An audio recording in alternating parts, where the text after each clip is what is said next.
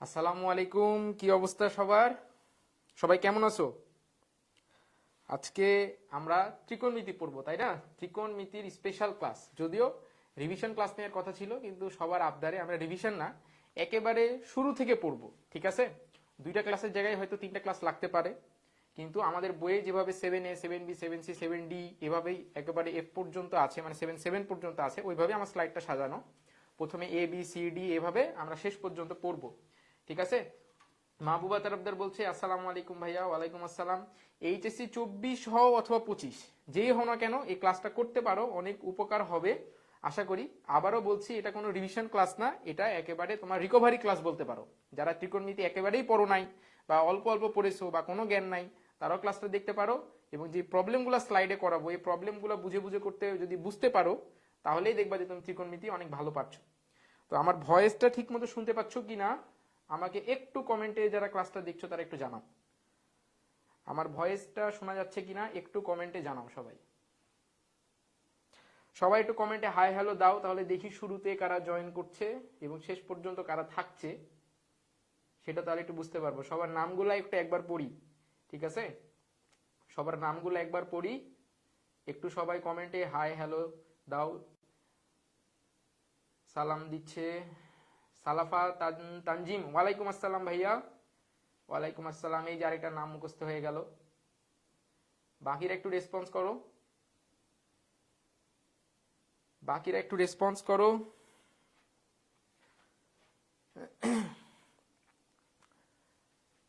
আমরা কিছুক্ষণের মধ্যে ক্লাসটা শুরু করব, হ্যাঁ? আর একটু সবাই আসুক, বাকিরা একটু রেসপন্স করো কমেন্টে, তাহলে নামগুলোর সাথে একটু পরিচিত হই, কারা ক্লাস করছে একটু জানা হবে। যেমন এই যে মরিয়ম, মাহবুবা তরফদার, এরা তো 25-এর, এইচএসসি 25। কেমন আছেন ভাইয়া? হ্যাঁ ভালো আছি। এরা হচ্ছে এইচএসসি 25, এরা আমার 25-এরও ক্লাস করে, এদের নাম মোটামুটি মুখস্থ। তো বাকি যারা আছো তোমরাও একটু কমেন্ট করো, তোমাদের নামগুলোও একটু মুখস্থ হোক। ফ্রেন্ডদের একটু মেনশন করো, শেয়ার দাও।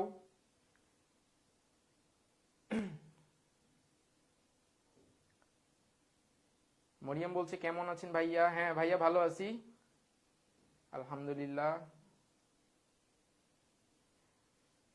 আচ্ছা না ভাই, আমি এইচএসসি 24। আচ্ছা আচ্ছা ঠিক আছে, তাহলে বুঝতে ভুল হয়েছে, সমস্যা নাই। ঠিক আছে চলো শুরু করি।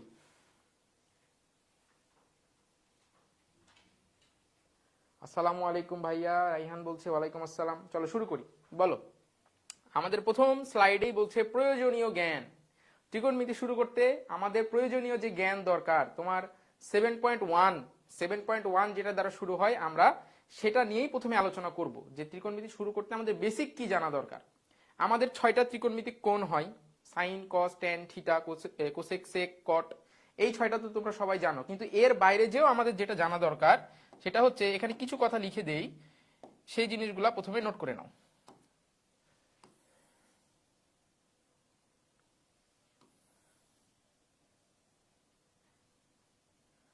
প্রথম যেটা জানতে হবে যে চতুর্ভাগ, এই যে আমার চতুর্ভাগ, এই চতুর্ভাগ সম্বন্ধে আমাদেরকে জানতে হবে যে কোন চতুর্ভাগে কার অধিকার, কোন চতুর্ভাগে কার অধিকার, এই জিনিসটা আমাদেরকে জানতে হবে। তা আমরা জানি যে এই যে প্রথম চতুর্ভাগ, এই চতুর্ভাগে কি অল পজিটিভ, এই চতুর্ভাগে অল পজিটিভ, তাই না? এই চতুর্ভাগে সবাই পজিটিভ। তুমি সাইন বলো, কস বলো, ট্যান বলো, কোসেক বলো, যেই কোণই নাও না কেন, এই চতুর্ভাগে সে কি হবে? পজিটিভ হবে। এই ঘরটা কার জানি? এই ঘরটা আমরা জানি সাইন আর কোসেকের। ঠিক আছে, এই ঘরটা কার জানি? এই ঘরটা জানি হচ্ছে ট্যান আর কটের। আর এই ঘরটা জানি কর, এই ঘরটা হচ্ছে কজ আর সেকের। এখন এই ঘর বলতে আসলে কি বোঝাচ্ছে, তাই না? এই ঘর বলতে কি বোঝাচ্ছে? ঘর মানে হচ্ছে কি, দেখো যে যখন আমরা, আমাদের কোণ তো 360, একটা পর্যায়ে কোণ কত? 360 ডিগ্রি। এই 360-র অধিক কোণ নিয়ে যখন অন্যের ঘরে প্রবেশ করবে, আমরা মানের আগে মাইনাস নিব। আমরা ঘর বলতে এই জিনিসটা বুঝছি। তাহলে প্রথমে এই চতুর্ভাগটা একটু মনে রাখো যে সাইন কস ট্যান কট এভাবে বলছে। 2 নম্বর যেটা মনে রাখতে হবে আমাদের, সেটা হচ্ছে কি, যে 90 বা π/2 এর জোড় গুণিতক থাকলে অনুপাত পরিবর্তন হয় না, অনুপাত পরিবর্তন হয় না। ঠিক আছে, 90 বা π/2 এর জোড় গুণিতক থাকলে অনুপাত পরিবর্তন হয় না। ঠিক আছে, আর যদি বিজোড় গুণিতক থাকে, এটা মানে কি বোঝাচ্ছে আমি বুঝাচ্ছি, লিখে নেই আগে, যে 90 বা π/2 এর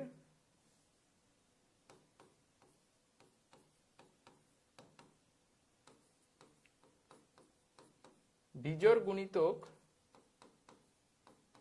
থাকলে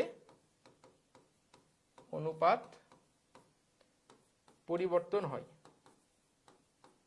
অনুপাত পরিবর্তন হয়।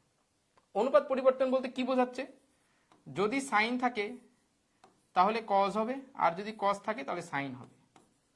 যদি ট্যান থাকে তাহলে কট হবে, আর যদি কট থাকে তাহলে ট্যান হবে।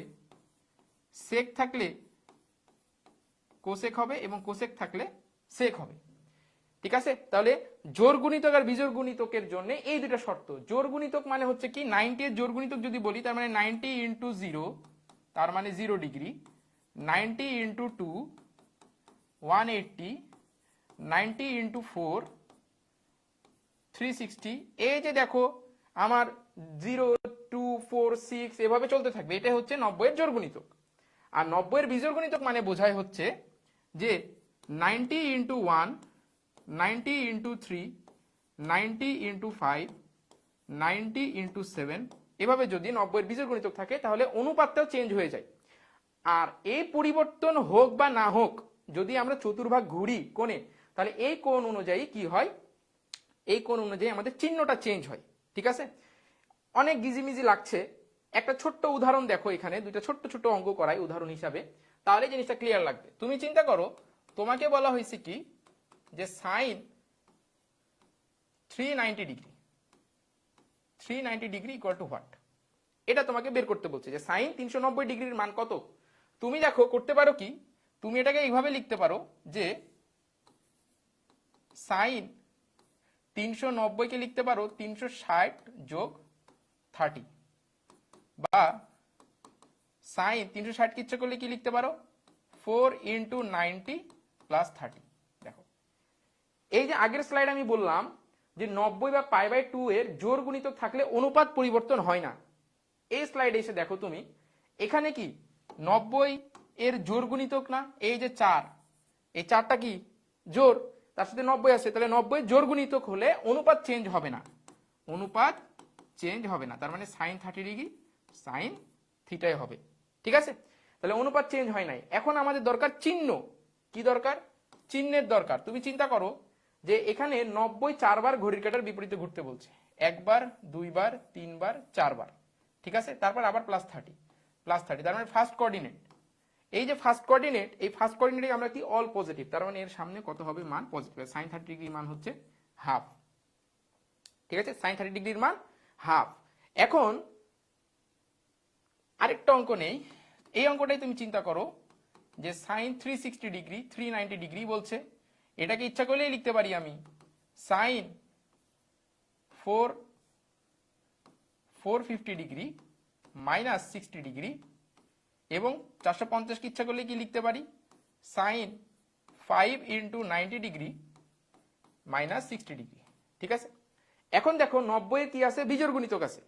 90 এর যদি বিজোড় গুণিতক থাকে, এই যে দেখো আমরা একটু আগে কি বলেছি যে 90 বা π/2 এর বিজোড় গুণিতক থাকলে অনুপাত কি হয়ে যাবে, পরিবর্তন হয়ে যাবে। সাইন থাকলে কি হয়ে যাবে, কস হয়ে যাবে। তাহলে দেখো আমাদের এই অঙ্ক কি আছে, সাইন 5 ইন্টু 90, তার মানে বিজোড় গুণিতক আছে, এটা কি হয়ে যাবে, কস হয়ে যাবে। তাহলে কস 60 ডিগ্রি, কস 60 ডিগ্রি। এখন এটা কোন ঘরে আছে দেখো তো, এই যে 1 2 3 4 5 বার ঘুরলাম এবং 60 ডিগ্রি মাইনাস, তার মানে এই কোঅর্ডিনেট, তার মানে ফার্স্ট কোঅর্ডিনেট। তাহলে ফার্স্ট কোঅর্ডিনেটে যদি থাকে তাহলে কি হবে, পজিটিভ, তার মানে এটার মানও হাফ। দেখো দুই ক্ষেত্রেই কিন্তু আমার হাফ হয়েছে, সাইন 30 ডিগ্রির মানও হাফ, এখানে সাইন 390 ডিগ্রির মানও হাফ। তাহলে বলো যে এই যে কোণের হিসাব, জোড় গুণিতক থাকলে আমার অনুপাত চেঞ্জ হয় না, শুধু চিহ্নটা আমার চতুর্ভাগ হিসাবে বসাইতে হবে। আর অনুপাত যদি আমার বিজোড় গুণিতক থাকে তাহলে অনুপাত কি হয়ে যায়, চেঞ্জ হয়ে যায়। এটা বুঝছো কিনা, এটা ক্লিয়ার হয়েছে কিনা বলো। অনুপাত কখন চেঞ্জ হয়, ত্রিকোণমিতিক অনুপাত কখন চেঞ্জ হয় আর কখন চেঞ্জ হয় না, এই জিনিসটা বুঝেছো কিনা একটু আমাকে ক্লিয়ার করো। যদি না বোঝো আমি আরো উদাহরণ দিব 2-3টা, সমস্যা নেই। এটা বুঝেছো কিনা আমাকে একটু জানাও। যখনই কোণের মান আমরা সাধারণত কোণের মান কত জানি, 0 থেকে 90 ডিগ্রির মধ্যে, এই রেঞ্জের মধ্যে কিছু কোণের মান আমাদের জানা থাকে, তাই না? তাহলে যদি এই রেঞ্জের বাইরে চলে যায় তখন আমাদের চতুর্ভাগ ঘুরে ঘুরে ঘুরে ঘুরে কি করতে হয়, ওইটা বসাতে হয়। ঠিক আছে, তাহলে মরিয়ম বলছে ক্লিয়ার ভাইয়া। ওকে, চলো আমাদের স্লাইডে ফার্স্ট অঙ্কে যাই। এই যে দেখো, একটা ক নাম্বারে আসার মতো একটা অঙ্ক, এমসিকিউ দিতে পারে। এমসিকিউ দিলে তো তুমি ক্যালকুলেটরের সাহায্যে করতে পারবা, যদি ক নাম্বারে দিয়ে দেয় তাহলে আমরা কিভাবে করব। তাহলে এখানে বলছি কি যে sine 780 degree, sine 780 degree cos 390 degree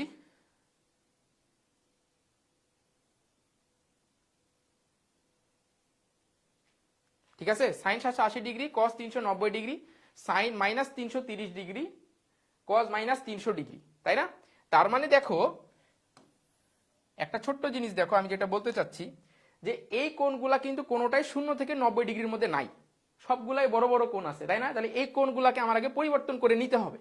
তাহলে দেখো এখানে আছে সাইন 780 ডিগ্রি, তাহলে সাইন 780 ডিগ্রিকে আমি ইচ্ছা করলেই কি লিখতে পারি, আমি ইচ্ছা করলেই লিখতে পারি যে সাইন কত, 9 ঘরের নামটা পড়ো, 9 নং 81, তাই না? 9 নং কত 81, আর 8 নং 72, আমি 8 নিলাম, আমি চাচ্ছি না চিহ্ন চেঞ্জ করতে। তাহলে 8 ইন্টু 90, তাহলে 8 নং 72 প্লাস 60 ডিগ্রি। তাহলে দেখো আমি কিন্তু ইচ্ছা করলে কি করতে পারি, 780 ডিগ্রিকে এইভাবে লিখতে পারি। তাহলে দেখো সাইনের সাথে 90 জোর গুণিতক আছে, তার মানে সাইন চেঞ্জ হবে না, সাইন সাইনের ঘরেই থাকবে। তাহলে এখানে কি হবে, সাইন 60 ডিগ্রি। তাই আমি মান তো বসিয়ে দিলাম, এখন আমার চিহ্ন বসানোর ব্যাপার, যে চিহ্ন কোথায় বসাবো। তুমি দেখো চিহ্ন যদি বসাতে চাই কত, 8 বার ঘুরতে হবে 90 ডিগ্রি করে ঘড়ির কাঁটার দিকে বিপরীতে, 1 2 3 4 5 6 7 8, এই যে এখানে 8 বার ঘুরে এখানে আসলাম, তারপরে আবার প্লাস 60, তার মানে এই ঘরে। তার মানে এই যে সাইন 780 ডিগ্রি এটা ফার্স্ট কোঅর্ডিনেটে অবস্থিত, আর ফার্স্ট কোঅর্ডিনেটে সবার মান পজিটিভ, তার মানে এই সাইন 780 ডিগ্রি মানে কি হবে, প্লাস সাইন 60 ডিগ্রি। তারপরে আছে কস 390 ডিগ্রি, কস 390 ডিগ্রি, এটাকে ইচ্ছা করলে কি লিখতে পারি, কস 390 কি ইচ্ছা করলে কি লিখতে পারি, 4 ইন্টু 90 প্লাস 30, তাহলে কস কজই থাকবে, এখানে কি হয়ে যাবে কস 30। ঠিক আছে, যেহেতু 90 জোর গুণিতক আছে তাহলে কস টার্মটার পরিবর্তন হবে না, কস টার্ম যদি পরিবর্তন না হয় তাহলে কস কস হইলো, থিটা থিটার মান বসে গেল। এখন দেখতে হবে কোন চতুর্ভাগে অবস্থিত। ঠিক আছে, তাহলে আবার চিন্তা করো যে যদি 4 বার ঘুরি, ঘড়ির কাঁটার বিপরীতে যদি আমি 4 বার ঘুরি, 1 2 3 4 প্লাস 30, তার মানে ফার্স্ট কোঅর্ডিনেট, এটা আমার কস 30, তাহলে দুইটা মান পেয়ে গেলাম। এখন বাকি আছে sine minus 330 degree, sine minus 330 degree, তার মানে সাইন 4 ইন্টু মাইনাস 90 প্লাস 30। ঠিক আছে, তাহলে দেখো ঘড়ির কাঁটার দিকে এবার 4 বার ঘুরতে হবে, তাহলে ঘড়ির কাঁটার দিকে যদি 4 বার ঘুরি, আমি ঘড়ির কাঁটার দিকে যদি 4 বার ঘুরি, 1 2 3 4, তারপরে প্লাস 30, কোন চতুর্ভাগ, ফার্স্ট কোঅর্ডিনেট, তার মানে এটা হবে কি জাস্ট সাইন 30 ডিগ্রি। বাকি থাকলো কি কস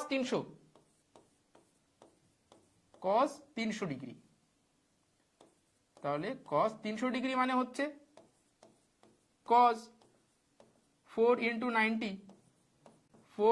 90 মাইনাস 4, কস 4 ইন্টু 90 36 মাইনাস 60, তাহলে 4 বার যদি আমি ঘড়ির কাঁটার বিপরীতে ঘুরি, দিকে ঘুরি, 1 2 3 4 মাইনাস 60 এই ঘরে, তার মানে এটা ফার্স্ট কোঅর্ডিনেট, তার মানে সবগুলাই আসলে ফার্স্ট কোঅর্ডিনেটে অবস্থিত। তাহলে এখানে কস 300 ডিগ্রি হবে, এটার মান কত হবে, এটার মান হবে হচ্ছে কস 300 ডিগ্রি, এই কস 60 ডিগ্রি। তাহলে সবগুলার মান আমি পেয়ে গেছি। তাহলে আমার প্রশ্নে দেওয়া আছে কি, প্রশ্নে দেওয়া আছে sine 780 degree cos 390 degree plus sine minus 330 degree cos minus 300 degree. ঠিক আছে, এখন হচ্ছে জাস্ট এখানে যে মানগুলা আমি লিখলাম এই মানগুলা নিয়ে এসে এখানে বসাই দেওয়া। তাহলে দেখো এখানে সাইন 780 ডিগ্রির মান কত? Sine 60 degree.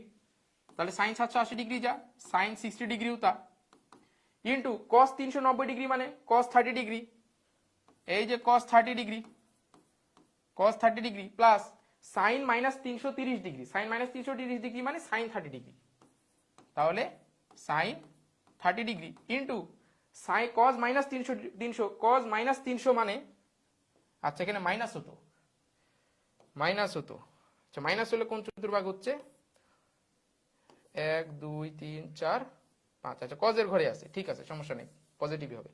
কস 60 ডিগ্রি, কস 60 ডিগ্রি। এখন তুমি দেখো সবগুলার মান জানো, এখন প্রশ্ন হচ্ছে যে ভাইয়া আমি এটাকে ভাঙাচ্ছি কেন?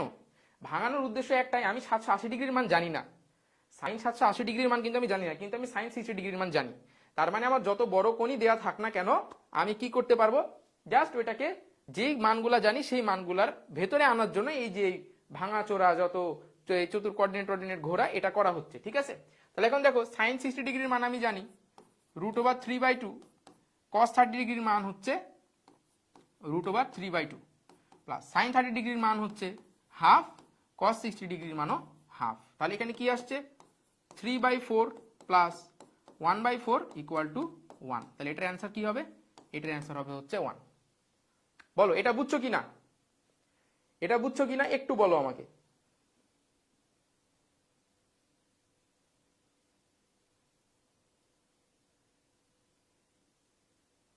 এটা বুঝছো কিনা আমাকে বলো একটু।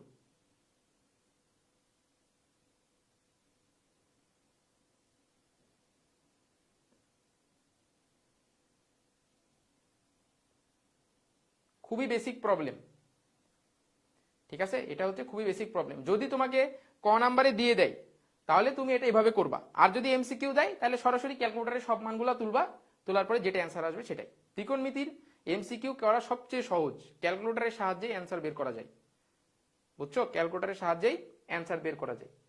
এই যে দেখো ওই অঙ্ক না হলে হয়ে যায়, কিন্তু ঝামেলা বাঁধে কোন অঙ্কে?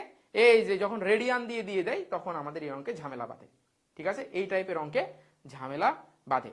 আমি একটা শর্টকাট নিয়ম বলি, দেখো যখনই তোমাকে এরকম টাইপের অনেক বড় ধারা দিয়ে দিবে বা এরকম অনেকগুলো পদে যোগফল দিয়ে দিবে, তুমি একটা কাজ করবা, আগে গুণে দেখবা যে এর পদ সংখ্যা কয়টা। তাহলে দেখো গুণে দেখছি 1 2 3 4টা পদ, এটা হচ্ছে তোমার প্রথম কাজ। যদি এমসিকিউ দেয় তাহলে পদ সংখ্যা গুণে একটা শর্টকাট নিয়ম আছে, এটা যেদিন আমরা এমসিকিউ পড়বো সেদিন বলবো। কিন্তু রিটেনের অ্যাপ্রোচটা কি হবে, ঠিক আছে, রিটেনে আমার অ্যাপ্রোচটা কি হবে, ত্রিকোণমিতি করার আমি কিছু বেসিক জিনিসপত্র বলি। মানে আমরা ত্রিকোণমিতি ভয় পাই কেন?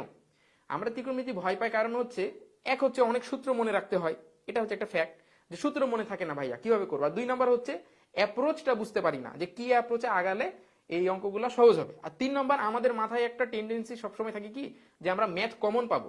আসলে কিন্তু তুমি যে এই যে ম্যাথে এত এত প্রবলেম করো, এটা কমন পাওয়ার জন্য না, তোমার ম্যাথ প্রবলেম সলভ করার উদ্দেশ্যই হবে তোমার প্রবলেম সলভিং অ্যাবিলিটি তৈরি করা, ঠিক আছে, যাতে তোমাকে যে কোনো প্রবলেম দিলে তুমি সেটা নিজের মাথা খাটায়ে অ্যান্সার করতে পারো। কিন্তু যারা বইয়ের অঙ্ক বারবার করে এটা চিন্তা করে যে আমি অঙ্কটা মুখস্থ টাইপের করব, বা অঙ্কটা আমি কেন করছি, এই লাইনের পর এই লাইন কেন লিখছি এটা বুঝছি না, কিন্তু আমি অঙ্ক করছি বেশি, তারা পরীক্ষার হলে যে ধরা খায়। কারণ তখন অঙ্ক যদি একটু ঘুরিয়ে দেয় তখন সে আর তার মাথাটা খাটাতে পারে না, ঠিক আছে। আর তুমি যদি অঙ্কগুলা বুঝে করো, জাস্ট মাথা থেকে এটা ঝেড়ে ফেলো যে আমি অঙ্ক কমন পাবো না, পোস্টে পরীক্ষার হলে আমাকে যে অঙ্কই দিক না কেন আমি ওইটা নিজের মতো করে অ্যান্সার করার চেষ্টা করব, নিজের যেই বুদ্ধি আছে বিবেক আছে সেটা অ্যাপ্লাই করে ওটার অ্যান্সার বের করার চেষ্টা করবো। অ্যান্সার তো কোনো না কোনো কিছু একটা বের হবেই, তাই না? প্রবলেম সলভ করে শুরু করা মানে তো তোমার অ্যান্সার মিলানো না, ঠিক আছে। তাহলে তোমাকে এই জিনিসটা মাথায় নিতে হবে যে আগে মাথা থেকে ঝেড়ে ফেলো যে অঙ্ক কমন পাবা, এটা তুমি একবার সম্পূর্ণ ঝেড়ে ফেলো। তোমাকে প্রবলেম দেওয়া হবে, তুমি প্রবলেম পড়বা, প্রবলেম বুঝবা, কোন অ্যাপ্রোচে আগাতে হবে সেই অ্যাপ্রোচে আগাবা, না হলে আবার ফিরে আসবা অন্য অ্যাপ্রোচে আগাবা। এটাই হচ্ছে প্রবলেম সলভিং এর শুরুর কথা, বুঝতে পেরেছি?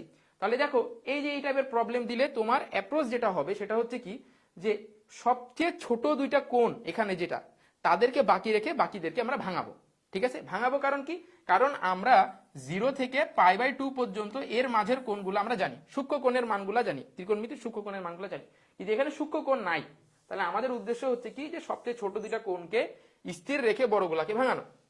তাহলে এখানে দেখো এখানে দেওয়া আছে হচ্ছে সবচেয়ে ছোট হচ্ছে এটা, কজ স্কোয়ার পাই বাই 8 আর cos square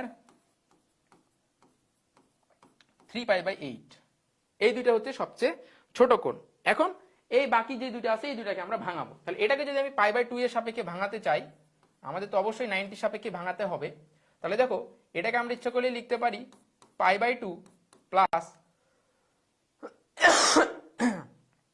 pi by 2 plus কত হয় বলো, 5 পাই বাই 8 কে যদি আমি এখানে পাই বাই 2 আগে নিয়ে নেই, তাহলে 8 লসাগু করতে গেলে এখানে 8 নিতে হবে, 4 আর 1 5, এই যে তাহলে কি হবে pi by 2 plus pi by 8 এখানে স্কোয়ার, তারপরে কি আছে cos square 7 pi by 8 plus cos square 7 pi by 8 কিচ্ছা করলে কি লিখতে পারি পাই বাই 2 প্লাস 7 যদি বানাতে চাই 4 আর 3 7, তাহলে এখানে কি হবে 8 লসাগু এখানে 4 এখানে 3, তাহলে 3 পাই বাই 8।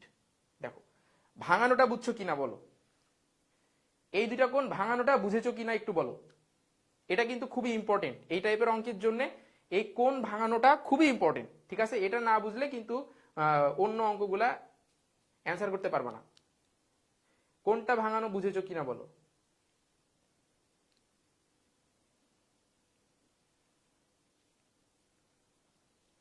তাহলে পরের লাইন কি হবে কজ স্কোয়ার, আচ্ছা প্রিন্স আফ্রিদি বলছে না ভাই, ওকে দেখো কোনটা ভাঙানোটা বোঝো। দেখো আমার দরকার এটাকে পাই বাই 2 এ ভাঙানো, তাহলে আমার প্রশ্নে আছে 5 পাই বাই 8, ঠিক আছে? তাহলে তুমি চিন্তা করো যে আগে পাই বাই 2 লিখে নিবা, এভাবে পাই বাই 2 লিখে নিবা, তারপরে যোগ এখানে কিছু না কিছু একটা হবে। এখন দেখো এর হর আছে 8, তার মানে এখানে এমন একটা সংখ্যা নিতে হবে যার লসাগু, যার সাথে এর লসাগু হবে কত আমাদের 8। কত সিম্পল কিনা বলো, এখানে আছে 8, তাহলে আমি এখানে আগে পাই বাই 2 নিয়ে নিয়েছি, তাহলে এই ঘরের মধ্যে আমাকে এমন একটা সংখ্যা নিতে হবে যাতে এর আর এর লসাগু হয় 8। তার মানে আমি জানি কি যে 2 আর 8 এর লসাগু কত 8 হয়, তাহলে 2 আর 8 এর লসাগু কত 8, তার মানে হর মিলে গেছে। এখন লব মিলাতে হবে আমার, এখন আমার লব মিলাতে হবে। তাহলে তুমি 2 আর 8 এর লসাগু করো দেখো ভাইয়া, তাহলে এখানে কি হয় 2 কাটলে 4 4 পাই প্লাস 8 8 কাটলো, এখন এই ঘরে কত হবে তুমি দেখো এখানে আছে 5 পাই, তার মধ্যে অলরেডি এখানে 4 পাই পেয়ে গেছি, তাহলে একটা পাই দরকার, সেই পাইটা এখানে বসাবো। তাহলে এখন দেখো তো 8 8 কেটে গেল পাই, তাহলে দেখো 5 পাই বাই 8, ঠিক আছে? তাহলে স্টেপ কি, তোমাকে যে কোণ দিবে তুমি আগে পাই বাই 2 লিখে নিবা, তারপরে হর মিলাবা, যার লসাগু এটার সাথে মিলবে সেটা লিখবা, তারপরে লসাগু করে এখানে কত বসাইলে এই 5 পাই মিলবে সেটা বসাবা, সেটা এখানেও বসাবা, তাহলেই দেখবে যে তোমার অ্যান্সার মিলে গেছে। এখন বুঝছো কিনা বলো। প্রিন্স মরিয়ম বলো এবার বুঝছো ভাঙানোটা, এবার বুঝছো কিনা ভাঙানোটা।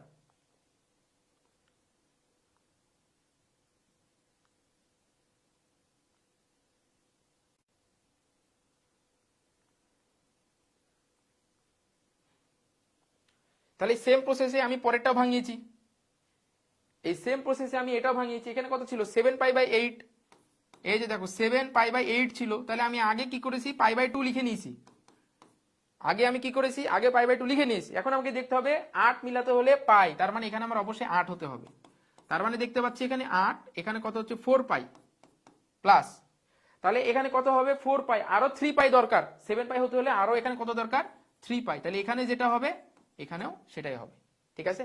এই সেম প্রসেসে আমি করেছি। এটা যদি বুঝে যাও তাহলে তুমি যে কোনো অঙ্ক বইয়ের অ্যান্সার করতে পারবা। এটা তো 8 9 10 এর ছেলেমেয়েরা অনেক ভয় পায়, 9 10 এ তোমাদের হায়ার ম্যাথ 8.3 তে এই অঙ্কগুলো আছে না, আছে আছে, এই অঙ্কগুলো 9 10 এর ছেলেমেয়েরা অনেক ভয় পায়, কিন্তু এই ছোট্ট জিনিসটা যদি একটু ধরিয়ে দেওয়া যায় তাহলে আর সমস্যা হয় না। তাহলে দেখো এখানে cos square pi by 8 plus cos square 3 pi by 8 হয়ে গেল। এখন এই বাবাজি দেখো এখানে কি বলছে যে কজ এর সাথে পাই বাই 2 এর বিজোড় গুণিতক আছে, তার মানে কি বিজোড় গুণিতক কেন আছে, এরে বাবা এখানে কি আছে দেখো তো, এখানে কি একটা 1 আছে না, এখানে একটা 1 আছে, আছে কি না? তাহলে পাই বাই 2 এর যদি বিজোড় গুণিতক থাকে তাহলে ওই প্রথম স্লাইডেই বলেছিলাম যে বিজোড় গুণিতক থাকলে সাইন হয়ে যাবে কজ আর কজ হয়ে যাবে কি সাইন, তাহলে এখানে কজ আছে সাইন লিখবো, তাহলে এখানে কি লিখবো, এখানে লিখবো হচ্ছে sine square pi by 8 plus sine square 3π/8। তাহলে প্রথমে কোণের অনুপাত চেঞ্জ করলাম, তারপরে আমার কি দেখতে হয়, চিহ্ন দেখতে হয়। কিন্তু এখানে চিহ্ন নিয়ে আমাদের মাথা ব্যথা নাই, কারণ কি দেখো এখানে একটা স্কোয়ার আছে। আমার যদি পজিটিভ মানও বের হয়, তাও এটা স্কোয়ার করলে পজিটিভই হবে, নেগেটিভ বের হইলেও আমাদের পজিটিভই হবে। তাহলে আমাদের ওই যে কোণ আর π/2 ঘুরে ঘুরে ঘুরে ঘুরে কোন চতুর্ভাগে আছে সেটা দেখার প্রয়োজন কিন্তু নাই, কারণ আমার এখানে বর্গ আছে, সহজ হিসাব। এখন দেখো তো বাবাজি কি বলছে, cos স্কোয়ার π/8 সাইন স্কোয়ার π/8। তাহলে কি sine square theta plus cos square theta মানে কি 1। তাহলে cos square π/8 plus sine square π/8 plus cos square 3π/8 plus sine square 3π/8। ঠিক আছে, তাহলে এখন বলো এখন কি, এখন আর কিছু না, এখন হাসি খুশি খেলা। এই যে হাসি খুশি খেলা, ওইটার মান 1 আর এটার মান 1, তাহলে অ্যান্সার হবে 1 যোগ 1 তার মানে 2। বলো ক্লিয়ার? ক্লিয়ার? এটা ক্লিয়ার কি না?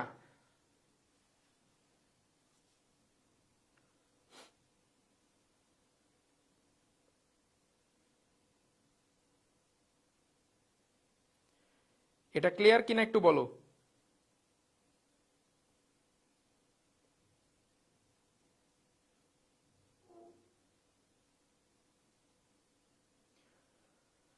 হ্যাঁ, মরিয়ম বলছে ক্লিয়ার, ভেরি গুড।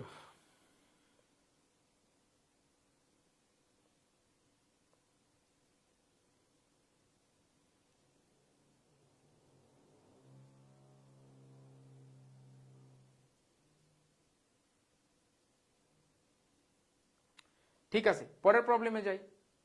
হ্যাঁ, এই যে পরের প্রবলেম কি বলছে দেখো, এটা ভালো অঙ্ক। হ্যাঁ, এটা একটা ভালো অঙ্ক। সাইন থিটা ইকুয়াল টু 5/13 এবং থিটার মান কোন রেঞ্জে, π/2 এর থেকে বড় আর 180 থেকে ছোট, তার মানে সেকেন্ড কোঅর্ডিনেট। কোন coordinate?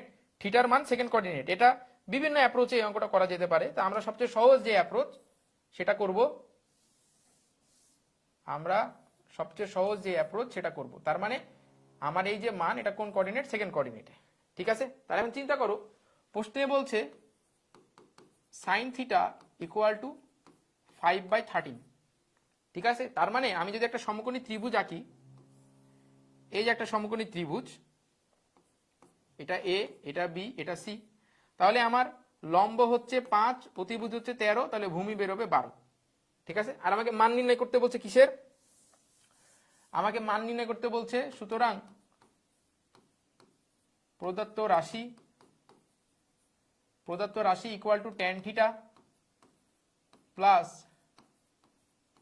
Sec minus theta divided by cot theta. ও আচ্ছা, প্রমাণ করো। তাহলে প্রদত্ত রাশি না দিয়ে আমি এখানে লিখব হচ্ছে লেফট সাইড কট থিটা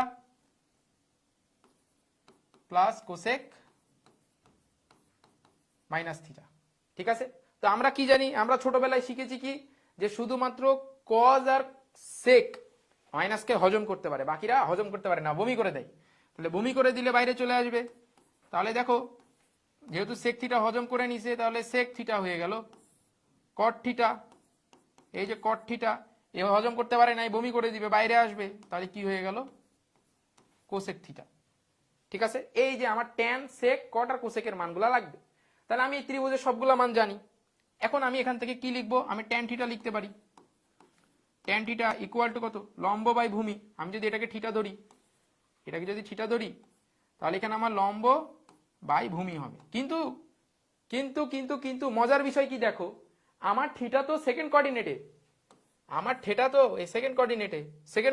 কি সাইন আর কোসেক বাদে বাকি সবাই মাইনাস। তাহলে কি নিতে হবে, এখানে মাইনাস নিতে হবে, এবং এখানে নোট দিতে হবে যে যেহেতু π/2 এর থেকে বড় থিটা আর পাই থেকে ছোট, তাহলে ট্যান থিটা পেলাম। আর দরকার কি, সেক থিটা হবে মাইনাস কত হবে, 13/12, তারপরে সেক থিটা গেল, এবার হবে কট থিটা, তাহলে কট থিটা হবে মাইনাস 12/5, এবং কোসেক থিটার মান কি পাবো আমি, সাইন থিটা যেহেতু দেওয়া আছে, তাহলে 5/13 মানে 13/5। এই মানগুলো এখানে বসাই দেই, তাহলে ট্যান থিটা কত পাইলাম, মাইনাস 5/12 প্লাস সেক থিটা পেয়েছি, প্লাস মাইনাসে minus 13/12 divided by cot theta minus 12/5 minus cosec থিটার মান পেয়েছি 13/5। এখন এটাকে ক্যালকুলেশন করলে দেখবা 3/10 আসবে। ঠিক আছে, 3/10 আসবে, একেবারে সহজ অঙ্ক। ঠিক আছে, সহজ অঙ্ক। এটা একটা প্রসেস হতে পারে, এটা একটা প্রসেস হতে পারে এই অঙ্কের। বলো এই প্রসেসটা বুঝেছো কিনা, এই প্রসেসটা বুঝেছো কিনা একটু বলো।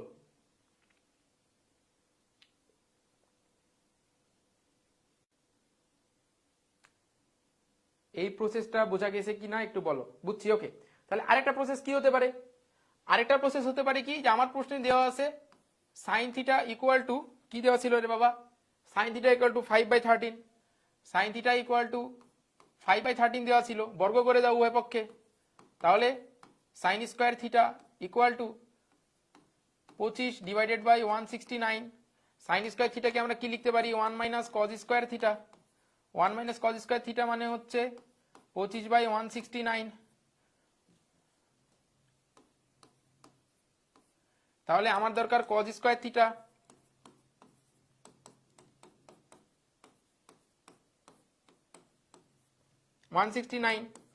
তাহলে cos square theta equal to 144 divided by 169। সুতরাং cos theta equal to plus minus 12/13। সুতরাং কস থিটা কি নিব, মাইনাস মান নিতে হবে যেহেতু সেকেন্ড কোঅর্ডিনেটে 12/13। তাহলে দেখো কস থিটা জানা, সাইন থিটা জানা, আমি এখান থেকে ট্যান থিটা লিখতে পারি। আমরা জানি tan theta equal to sine থিটার মান পেয়েছি 5/13, কস থিটার মান পেয়েছি মাইনাস 12/13। তার মানে ট্যান থিটার মান বের হবে মাইনাস 5/12। তাহলে আর কার কার মান দরকার ছিল, কট থিটা দরকার ছিল, কট থিটার মান এখান থেকে বের করতে পারবো মাইনাস 12/5। আর কার দরকার ছিল, সেক থিটা দরকার ছিল, সেক থিটার মানে আমি এখান থেকে বের করতে পারবো মাইনাস 13/12। আর কার দরকার ছিল, কোসেক থিটা, কোসেক থিটার মান আমি বের করতে পারবো 13/5। ঠিক আছে, তাহলে লেফট সাইডে এখন যে রাশি ছিল সেই রাশিতে মান বসাই দিলেই অ্যান্সার বেরোবে। এটা হচ্ছে আমার আরেকটা প্রসেস হতে পারে। ঠিক আছে, তুমি চাইলে আগের প্রসেসও ব্যবহার করতে পারো, তুমি চাইলে এই প্রসেসও ব্যবহার করতে পারো। ঠিক আছে, এখন এটা তোমার উপরে ডিপেন্ড করছে যে তুমি কোনটা ব্যবহার করবা, দুইটাই 100% রাইট। এই যে আরেকটা সুন্দর অঙ্ক, এবং এটা একটা ইম্পর্টেন্ট অঙ্ক, এটা একটা কি ইম্পর্টেন্ট অঙ্ক, আসতে পারে, এটা পরীক্ষায় আসতে পারে।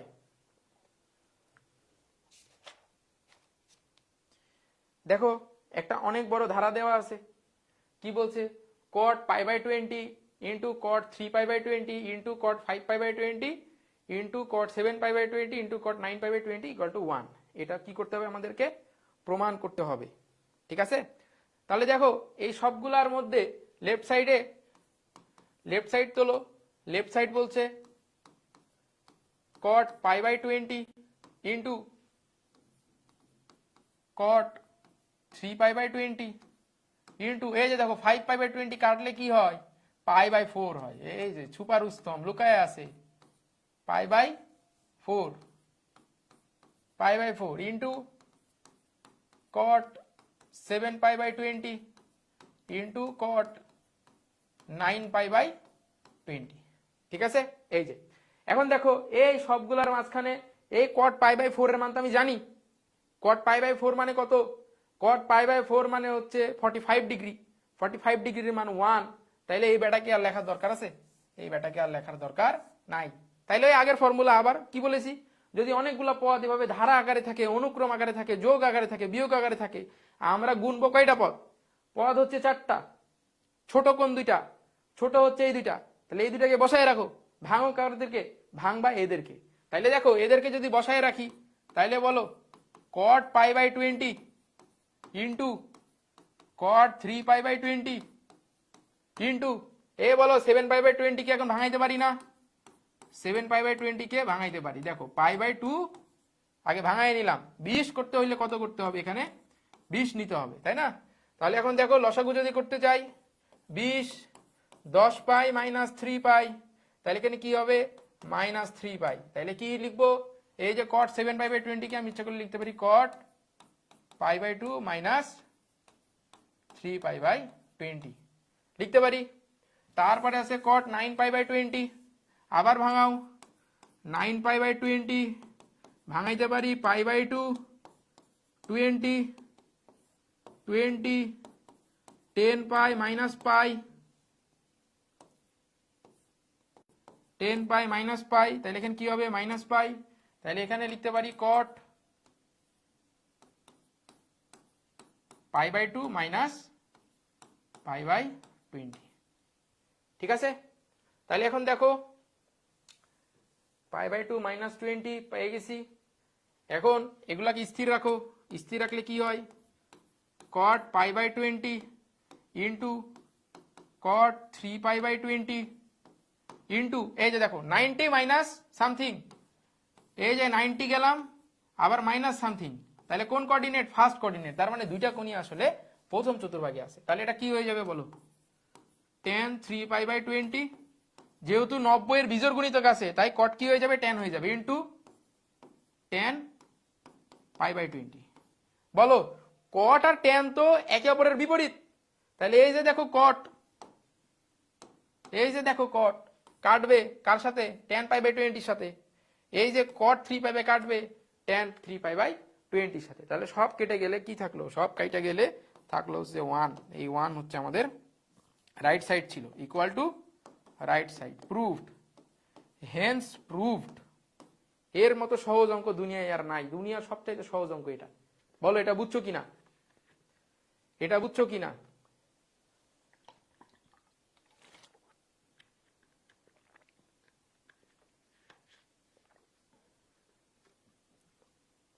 এটা বুঝছো কিনা একটু আমাকে বলো। যারা লাইভ দেখছো একটা অঙ্ক করানোর পরে যখন আমি জিজ্ঞেস করবো যে বুঝছো কিনা, জাস্ট একটু খালি লিখবা কষ্ট করে যে বুঝছি, তাইলে বুঝতে পারবো যে না যে 2 4 5 6 জন দেখছো তার অঙ্কটা বুঝছো। তোমরা বুঝছি বললে আমি একটু স্যাটিসফাইড হই যে না বুঝাইতে পারছি। তাইলে এটা বুঝছো কিনা একটু রেসপন্স করো, তাইলে আমরা পরের স্লাইডে যাব। কেউ রেসপন্স না করলেও পরের স্লাইডে যাব, কিন্তু কেউ রেসপন্স করলে তো জিনিসটা ভালো লাগে। বুঝছি, প্রিন্স আফ্রিদি বলছে বুঝছি, ওকে ওকে ওকে, পরেরটাই যাই। এই যে এবার ধারা আসছে, ধারার অঙ্কগুলো আমাদের সিকিউ দেওয়ার সম্ভাবনা খুবই কম, এমসিকিউ দেওয়ার সম্ভাবনা খুবই বেশি। এমসিকিউ এর জন্য শর্টকাট টেকনিক আছে, শর্টকাট টেকনিক যেদিন এমসিকিউ পড়াবো সেদিন বলবো। এখন আমরা একটু আগে ইয়েরটা দেখি যে রিটেনে আসলে কি করব। এই ধারাটার দিকে একটু তাকাও, ধারাটা কথা বলছে তোমার সাথে। দেখো ধারাটা তোমাকে বলছে যে আমার কাছে আছে tan 15 degree plus tan 45 degree plus tan 75 degree plus dot dot dot dot plus tan 165 degree, এই হচ্ছে ধারা। এবং ধারা তোমাকে বলছে যে দেখো ভাই আমি প্রথমে ছিলাম 15, পরে হয়েছি 45, তারপরে হয়েছি 75, এভাবে বাড়ছি। তার মানে প্রতিবার 30 করে বাড়ছি আমি, প্রতিবার ডিগ্রি কত করে বাড়ছে 30 করে বাড়ছে। চলো পুরো ধারাটাকে কমপ্লিট করি কত হয়। তাহলে এই ধারাটা কমপ্লিট করলে দেখতে এমন হবে যে tan 15 degree plus tan 75 degree plus tan 45 degree, এখানে 45 degree plus tan 75 degree plus tan 105 degree plus tan 135 degree plus tan 165 degree. ঠিক আছে, এ হচ্ছে আমার পূর্ণ ধারা। তাহলে দেখো এটা হচ্ছে আমার টার্ম 1, এটা হচ্ছে আমার টার্ম 2, এটা হচ্ছে আমার টার্ম 3, এটা হচ্ছে আমার টার্ম 4, এটা হচ্ছে আমার টার্ম 5, আর এটা হচ্ছে আমার টার্ম 6। তার মানে মোট 6টা পদ আছে। এখানে কি আছে 6টা পদ আছে। এখন আমি যদি টার্ম 1 এর সাথে টার্ম 165 যোগ করি, তাহলে দেখো কোণগুলা কি হচ্ছে 15 আর 165 যোগ করলে 180 হয়, যেটা পূরক কোণ। এখন কথা হইতে পারে যে ভাই আপনি নাইলে অঙ্ক এর আগে করছেন তাই আপনি জানেন যে প্রথম পদের সাথে এই পদ যোগ করতে হবে। এটা আসলে আমার জানার দরকার নাই, তুমিও বুঝতে পারবা। দেখো এমন দুইটা পদ যোগ করতে হয় এখানে যাদের যে পদের মানগুলো আমাদের জানা। তাহলে তুমি চিন্তা করো, এই 15-র সাথে 165 যদি যোগ করি তাহলে সবগুলা কোণের কি পাবো, পূরক আকার পাবো। ঠিক আছে, একই রকম পাবো। তুমি দেখো 15 আর 165 যোগ করলে কত হয়, 180। আবার 45-এর সাথে 135 যোগ করলে 180 হয়। 75-এর সাথে 105 যোগ করলে 180 হয়। তাহলে এমন ভাবে দুইটা পদ সবসময় যোগ করতে হবে যাতে যোগ করলে একই রকমের মান পাই। তাহলে দেখো টার্ম 1 এর সাথে যদি আমি টার্ম 1 যোগ টার্ম 6 যদি করি, তাহলে দেখো tan 15 degree plus tan 165 degree. তাহলে দেখো tan 15-কে আমি ছোট তাই স্থির রাখলাম, এটাকে আমি ইচ্ছে করলে কি লিখতে পারি, tan 180 ডিগ্রি মাইনাস 15 ডিগ্রি। এখন বলো tan এর সাথে 180 ডিগ্রি আছে, এটা 90 এর জোড় গুণিতক। তাহলে জোড় গুণিতক যদি হয় তাহলে এটা চেঞ্জ হওয়ার কোনো সুযোগ নাই। তাহলে tan 15 থাকলো, tan চেঞ্জ হইতে পারবে না, tanই থাকবে। কিন্তু এখানে একটা সমস্যা আছে, কি দেখো, যে tan চেঞ্জ হইতে পারবে না, tanই থাকবে। তাহলে tan 15। এখন তো আমার যে কোণ, এই কোণটা কার ঘরে আছে, 180 মাইনাস 15, তার মানে 165 ডিগ্রি। 165 ডিগ্রি আসলে সেকেন্ড কোঅর্ডিনেট তো সাইনের ঘর। তো আর ঢুকে গেছে tan, অন্যের ঘরের মধ্যে ঢুকে গেল, তাহলে কি ছেড়ে দিবে? সাইন তো ছেড়ে দিবে না। কি করবে, হাতে একটা মাইনাস ধরাই দিবে। tan-এর হাতে কি করবে, একটা মাইনাস ধরাই দিস, এই যে নে মাইনাস। তাহলে কি হচ্ছে দেখো, tan 15 আর tan 15 কেটে দিলে 0 হয়। ঠিক আছে, কি হইলো, 0 হইলো। তাইলে এখন দেখো টার্ম 1 আর টার্ম 6 এর যোগফল হচ্ছে 0। বাকিগুলা দেখানোর আর তোমার দরকার নাই, তুমি তো চালাক ছেলে। তুমি কি লিখবা, তুমি লিখবা অনুরূপভাবে কি পাই, tan 2 টার্ম 2 আর টার্ম 5 যদি যোগ করি 0 হবে, টার্ম 3 আর টার্ম 4 যদি যোগ করি 0 হবে। এটা লিখলেই হবে। ওই তোমার টিচার যে খাতা দেখবে সে যোগ করে দেখুক, তোমার আর দেখানোর দরকার নাই। তাহলে সবগুলা যোগফল যদি 0 হয় তাহলে এখানে আসলে অ্যান্সার হবে কত, 0।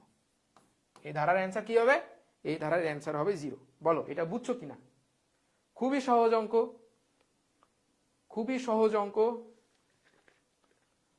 কিন্তু এটা আসার সম্ভাবনা সিকিউ এ কম।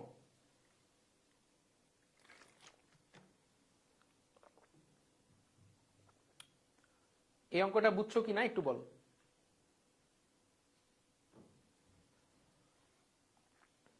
একজনে যদি বলো যে বুঝি নাই, তাহলে আবার বুঝাই দেব।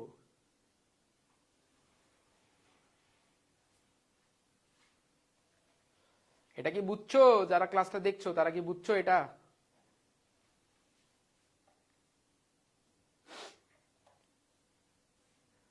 বুঝছি ভাইয়া, ভেরি গুড। পরের অঙ্ক, সেম অঙ্ক। এটা কি, এটা হচ্ছে ঘরের কাজ, রুম ওয়ার্ক। এটা হচ্ছে রুম ওয়ার্ক, ঘরে বসে করবা। এটা হচ্ছে ঘরে বসে করবা। পরের অঙ্ক কি বলছে দেখি। বলছে কি যে একটা ত্রিভুজ এবিসি এর a plus C equal to B equal to 90 degree হলে প্রমাণ করো যে a square sine square A minus sine square B plus sine square C equal to 90 degree. তাহলে এটা হচ্ছে আমাদের করতে হবে। ঠিক আছে, তাহলে সহজ হিসাব দেখো কি বলছে, প্রমাণ করো যে এটা লেফট সাইডে কি দেওয়া আছে দেখি। লেফট সাইডে দেওয়া আছে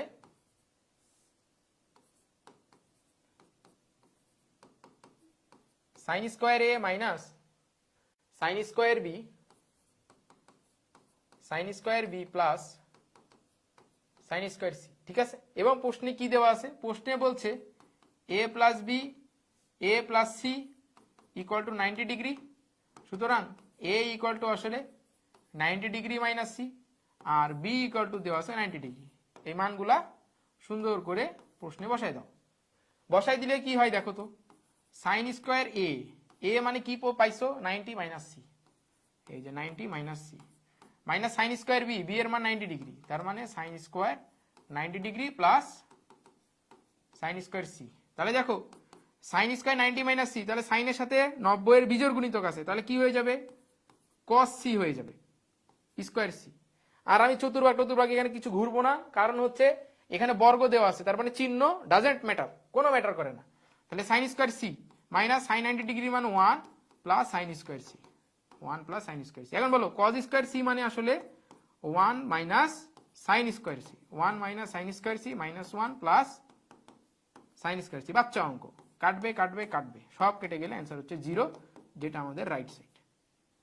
সহজ অঙ্ক, একেবারে বাচ্চা প্রবলেম, ঠিক আছে, একেবারে বাচ্চা প্রবলেম।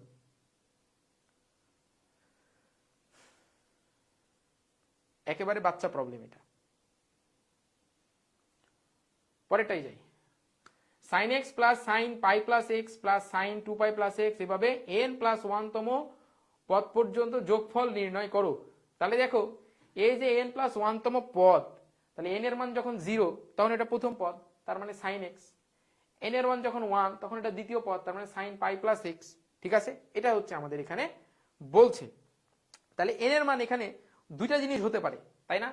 n এর মান আমার জোড় হতে পারে, n এর মান আমার কি হতে পারে, বিজোড় হতে পারে। ঠিক আছে, তাহলে ধরো যে ধারা দেয়া আছে সেই ধারাটা আগে একটু সলভ করি। এই ধারাটাকে সলভ করি। কি বলছে এখানে? বলছে sine X plus sine pi plus X plus sine 2 pi plus X plus এভাবে চলবে হচ্ছে n প্লাস 1 তম পদ পর্যন্ত, n প্লাস 1 তম পদ পর্যন্ত। ঠিক আছে, তাহলে এখন সহজ হিসাব কি দেখো, এটাকে যদি ভেঙে দেই তাহলে দেখতে পাচ্ছি সাইন এক্স, এবং দেখো সাইনের সাথে পাই আছে 180 ডিগ্রি, পাই মানে কত, 180, আর পাই মানে 180 মানে হচ্ছে জোড় গুণিতক, তাহলে সাইন চেঞ্জ হবে না। তাহলে এখানে সাইন এক্স থাকবে, চিহ্নটা দেখতে হবে 180 প্লাস সামথিং, কোন চতুর্ভাগ, থার্ড কোঅর্ডিনেট। 180 প্লাস সামথিং কোন মানে হচ্ছে থার্ড কোঅর্ডিনেট, যেটা অন্যের ঘর, অন্যের ঘরে হইলে মাইনাস হবে। তাহলে সাইন এক্স প্লাস সাইন, তারপর 360 প্লাস এক্স, তাহলে এখানে প্লাস আবার সাইন এক্স হবে, তারপর এটা আবার মাইনাস সাইন এক্স হবে, যেহেতু ধারা, প্লাস এভাবে কত দূর চলবে, n প্লাস 1 তম পদ পর্যন্ত চলবে। তাহলে দেখো ধারাটাকে সিম্পলিফাই করলে এমন পাবো। ঠিক আছে, তাহলে এখন n এর মান দুই রকম হতে পারে। n এর মান যদি জোড় নেই, n ইকুয়াল টু জোড় হলে, তাহলে n এর মান যদি তুমি জোড় বসাও, জোড় সংখ্যা প্লাস 1, তার মানে কি হয়ে যাবে, বিজোড় হয়ে যাবে। মানে তুমি একটা সাধারণ চিন্তা করো যে n এর মান তুমি 2 বসাইলা, n এর মান 2 বসাইলে এই টোটাল পদ কত হবে, 3 হয়ে যাবে। তাহলে 3 নম্বর পদ কত, 3 নম্বর পদ মানে একটা দুইটা তিনটা পদ নিতে হবে। তাহলে n এর মান আমি জোড় বসাইলে আমি এখানে কি দেখতে পাচ্ছি, n এর মান জোড় হলে, আচ্ছা এই ধারাটা ধরো a, আমি ধারাটাকে ধরে নিলাম y equal to y, n এর মান জোড় হলে y ইকুয়াল টু, কেটে যাবে, তুমি জোড় সংখ্যক পদ নাও, n এর মান যখন তুমি জোড় বসাবা তখন তোমার বিজোড় সংখ্যক পদ আসবে। তাহলে বিজোড় সংখ্যক পদ নিয়ে দেখো তুমি, এই যে দেখো sine X minus sine X plus sine X, তাহলে সব কেটে যেয়ে শুধু সাইন এক্স থাকবে। তাহলে n এর মান জোড় হলে y ইকুয়াল টু শুধু থাকবে কি, সাইন এক্স। আর n ইকুয়াল টু যদি বিজোড় হয়, n এর মান যদি বিজোড় হয়, n এর মান বিজোড় মানে তুমি বিজোড় যে কোনো একটা সংখ্যা বসাও, ধরো আমি n এর মান 3 বসাইলাম, n ইকুয়াল টু যদি 3 বসাই, n ইকুয়াল টু 3 হলে এটা কত হবে, 3 প্লাস 1, তার মানে 4th পদ, 4তম পদ পর্যন্ত, 4তম পদ পর্যন্ত। তুমি 4তম পদ পর্যন্ত নিয়ে দেখো তো, তুমি 4তম পদ নিলে কি পাবা দেখো, sine X minus sine X plus sine X minus sine X, এবং সব কাটাকাটি হয়ে কি হয়ে যাবে, 0। তার মানে n এর মান যদি বিজোড় হয় তাহলে y ইকুয়াল টু কি হবে, 0। এই দুটাই কি আমাদের অ্যান্সার। কনসেপচুয়াল একটু প্রশ্ন, একটু বুঝে অ্যান্সার করতে হবে। সহজ অঙ্ক কিন্তু একটু কনসেপচুয়াল। বলো এটা বুঝছো কিনা, এটা বুঝছো কিনা একটু বলো।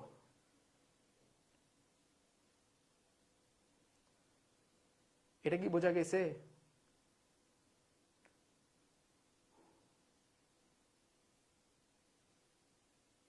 বুঝছি, ওকে। পরেরটাই যাই। দেখাও যে theta equal to pi by 20 হলে দেখাও যে cot theta, cot 3 theta, cot 5 theta, এভাবে যেতে যেতে যেতে এটা -1 হবে। ঠিক আছে, এটা যেতে যেতে কত হবে, -1 পর্যন্ত হবে। দেখো এর আগে এই সেম অঙ্ক আমি করে আসলাম, কিন্তু এই যে দেখো কই গেল, এই যে এখানে জাস্ট 9 পাই বাই 20 পর্যন্ত ছিল, মানে 9 থিটা পর্যন্ত ছিল, আর এর পরের অঙ্কটা কি কত পর্যন্ত আছে, কত পর্যন্ত আছে, 19 থিটা পর্যন্ত আছে। ঠিক আছে, সেম অঙ্ক, আগেটা 9 থিটা পর্যন্ত ছিল, এখন 19 থিটা পর্যন্ত আছে। তাহলে এটা বাসায় চেষ্টা করবা একই প্রসেসে। তাহলে এটাও কি, এটাও হচ্ছে রুম ওয়ার্ক।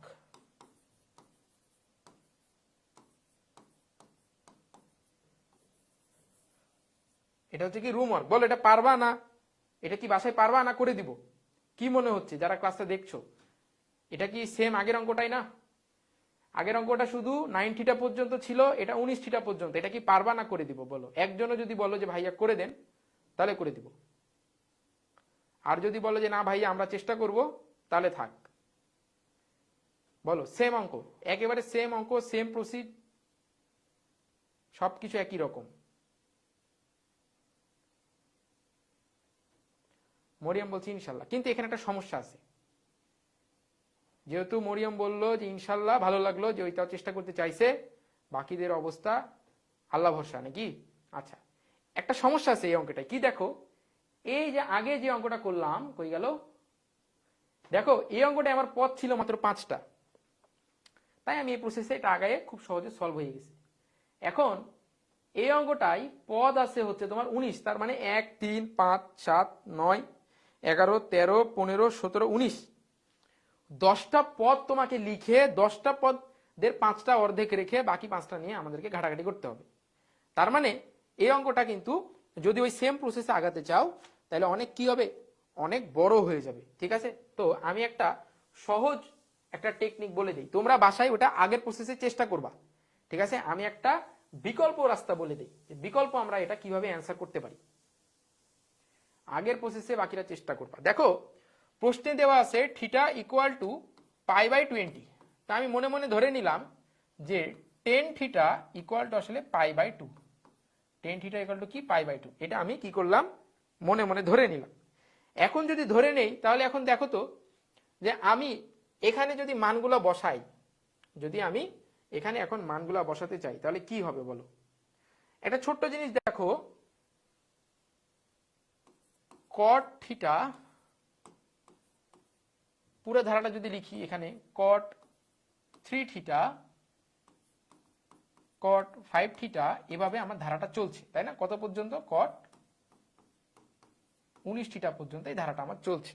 ঠিক আছে, তার মানে ওই আগের মতো যদি হিসাব করতে চাই তাহলে এটার সাথে কি হবে, এটা যোগ করতে হবে, এটার সাথে এটা ভাঙবে, 3 থিটার সাথে এর আগে যেই তোমার 17 থিটা আছে ওইটা ভাঙবে। তা আমরা ওইটা থেকে না করে আমরা আলাদা একটা প্রসেসে আগাবো।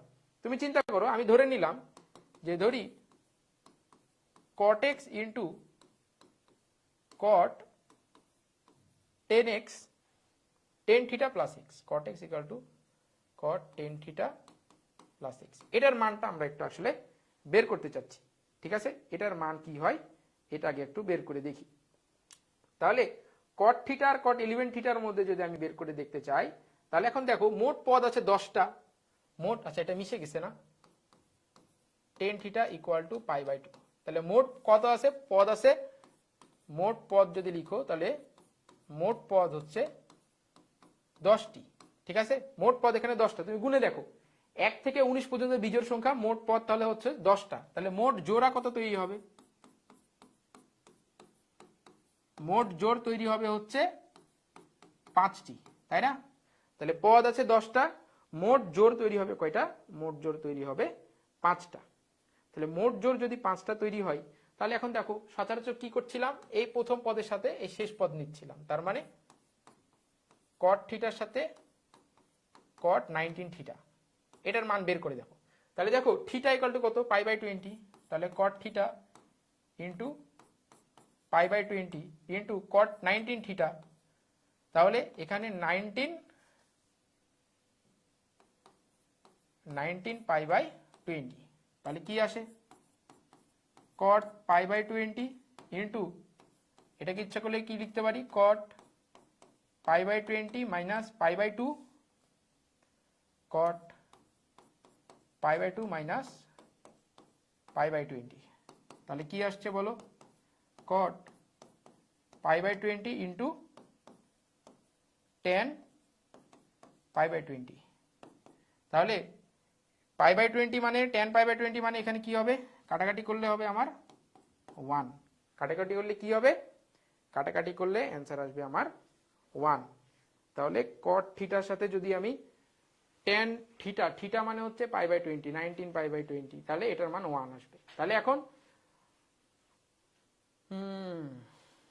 কোথাও কি ভুল করেছি? এটা কোথাও মনে হয় ভুল করেছি, -1 আসার কথা এখানে। Pi by 2 minus pi by 20 first coordinate, first কোঅর্ডিনেটে তো 19 থিটা 11 থিটার সাথে যাবে মনে হয়, 11 থিটা 19 থিটা। আচ্ছা আচ্ছা, এই প্রসেসটা হচ্ছে না, একটা বিকল্প প্রসেস করতে চাইলাম কিন্তু এটা মিলছে না। আচ্ছা, এটা তোমরা বাসায় করবা, করে দেখবা, ঠিক আছে? আগের প্রসেসে মিলবে, আগের প্রসেসে মিলবে। পরেরটাই যাই, সেম অঙ্ক, একই রকম অঙ্ক, এটাও বাসায় চেষ্টা করবা, ঠিক আছে? এটাও বাসায় চেষ্টা করবা, ঠিক আছে? ওই যে কটের যে অঙ্কটা, ওটাই হচ্ছে যে নতুন একটা প্রসেস চিন্তা করলাম কিন্তু মিলছে না ওইটা। হ্যাঁ, ওইটা হয়তো এখন আমার মাথায় আসছে না, বা কোন একটা ভুল করছি, ধরতে পারছি না। এটা ওই সেম অঙ্ক, দেখো একই রকম অঙ্ক, এখানে জাস্ট থিটার মান বের করে এখানে বসাই দিয়ে ক্যালকুলেশন করলেই মান বের হবে, বুঝছো? জাস্ট বসিয়ে দিলেই মান বের হবে। এটা কি পারবা না করে দিব? এটা বলো, এটা পারবা না করে দিব? এটা কিন্তু সহজ আছে।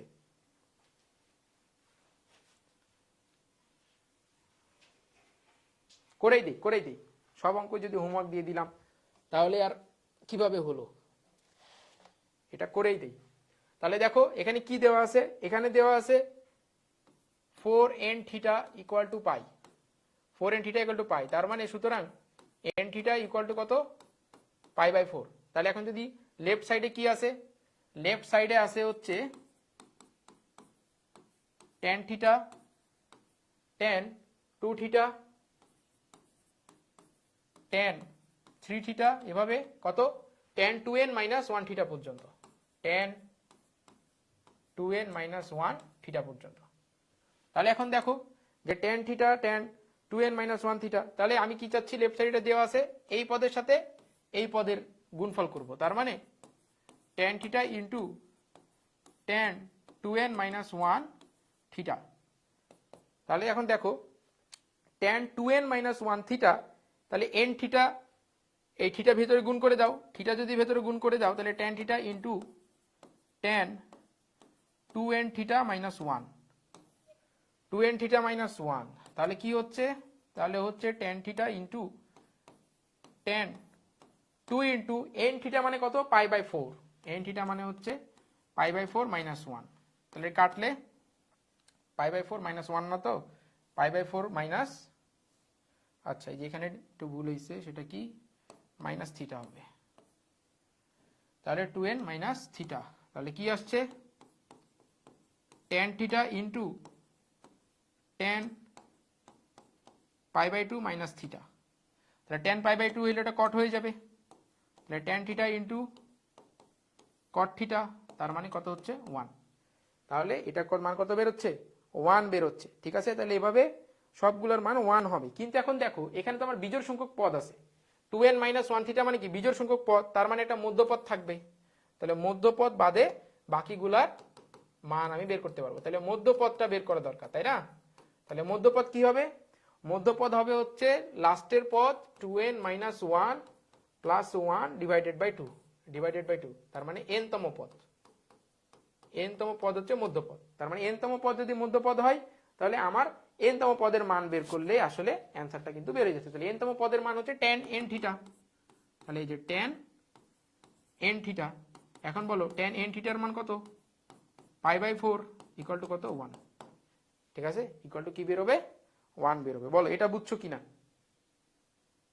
এটা একটু আলাদা ছিল, আগের গুলাই আমার জোড় সংখ্যক পদ ছিল, এখানে আমার বিজোড় সংখ্যক পদ আছে, তাই একটা কি বের হয়েছে? একটা মধ্যপদ বের হয়েছে, মধ্যপদের মানটাই হবে অ্যান্সার, মধ্যপদের মান হবে অ্যান্সার, বুঝছো? পরের অঙ্কে যাই। পরের অঙ্কে যাওয়ার আগে তাহলে এটা হচ্ছে আমাদের গেল 7.1, ঠিক আছে? এখন আমরা 7.2 এ ঢুকবো, বুঝছো? 7.1 হচ্ছে শেষ হলো। বলো এই যে এই 10টা 11টা অঙ্ক করালাম, এটার মধ্যে কোনো প্রশ্ন আছে কিনা?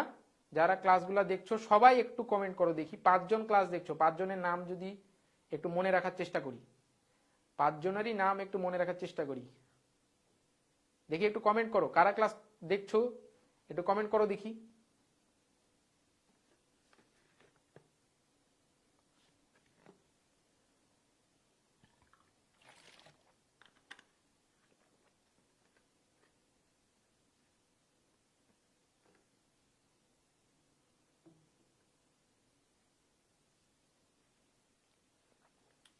তাহলে এটা হচ্ছে আমাদের 7 পয়েন্ট। ভাইয়া মধ্যপদটা আবার রিপিট করেন। আচ্ছা, মধ্যপদটা দেখো এখানে বিজোড় সংখ্যক পদ আছে, তাহলে আমি যদি জোড়া তৈরি করতে চাই, মানে সহজ হিসাবটা তুমি একটু বোঝো, দেখো একটা সিম্পল হিসাব বলি আমি। দেখো ধরো তোমার কাছে এরকম 5টা লেটার আছে, A B C D E, 5টা লেটার। তাহলে তুমি যদি জোড়া করতে চাও, তাহলে দেখো এ এর সাথে ই এর জোড়া হয়ে গেছে, এটার মান কত পেয়েছি আমি, এটার মান পেয়েছি 1। আবার বি এর সাথে ডি এর জোড়া হয়ে গেছে, এটার মানও পেয়েছি, মাঝখানে কে থেকে গেছে, সি থেকে গেছে, তাই না? তাহলে সি যদি থেকে যায়, হ্যাঁ মরিয়ম বলছে দেখছি, থ্যাংক ইউ থ্যাংক ইউ, ফ্রেন্ডদের মেনশন দাও, উপস্থিতি কমে গেছে অনেক। তাহলে দেখো মধ্যপদটা যদি থেকে যায়, বাকিগুলোর মান তো 1 হয়ে যাচ্ছে, তার মানে মধ্যপদটাই অ্যান্সার, তাই না? তাহলে আমাদের উদ্দেশ্য হচ্ছে মধ্যপদটা বের করা। তাহলে মধ্যপদ কিভাবে বের করে, আমরা 9 10-এ যখন সমান্তর ধারা পড়েছিলাম তখন মধ্যপদ বের করার সূত্র আমরা এইভাবে দেখেছিলাম, যে শেষ পদ প্লাস প্রথম পদ ডিভাইডেড বাই 2। তাহলে দেখো শেষ পদে এখানে কোণের মান কত আছে, 2n - 1, তাহলে 2n - 1।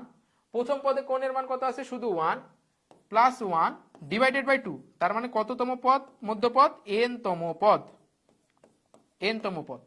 এখন দেখো প্রথম পদ মানে 1 থিটা, দ্বিতীয় পদ মানে 2 থিটা, তৃতীয় পদ মানে 3 থিটা যদি হয়, তাহলে n তম পদ মানে আসলে n থিটা, ঠিক কি না? তাহলে সুতরাং tan n থিটার মানটাই আমার অ্যান্সার। তাহলে tan n থিটার মান কত বের হইছে, এই যে দেখো n থিটা ইকুয়াল টু π/4 ধরেছি, তাহলে n থিটা ইকুয়াল টু π/4 বসাই দিয়েছি, tan π/4 এর মান হচ্ছে 1। ঠিক আছে, বুঝছো প্রিন্স, আফ্রিদি, এবার বুঝছো মধ্যপদটা কি জিনিস?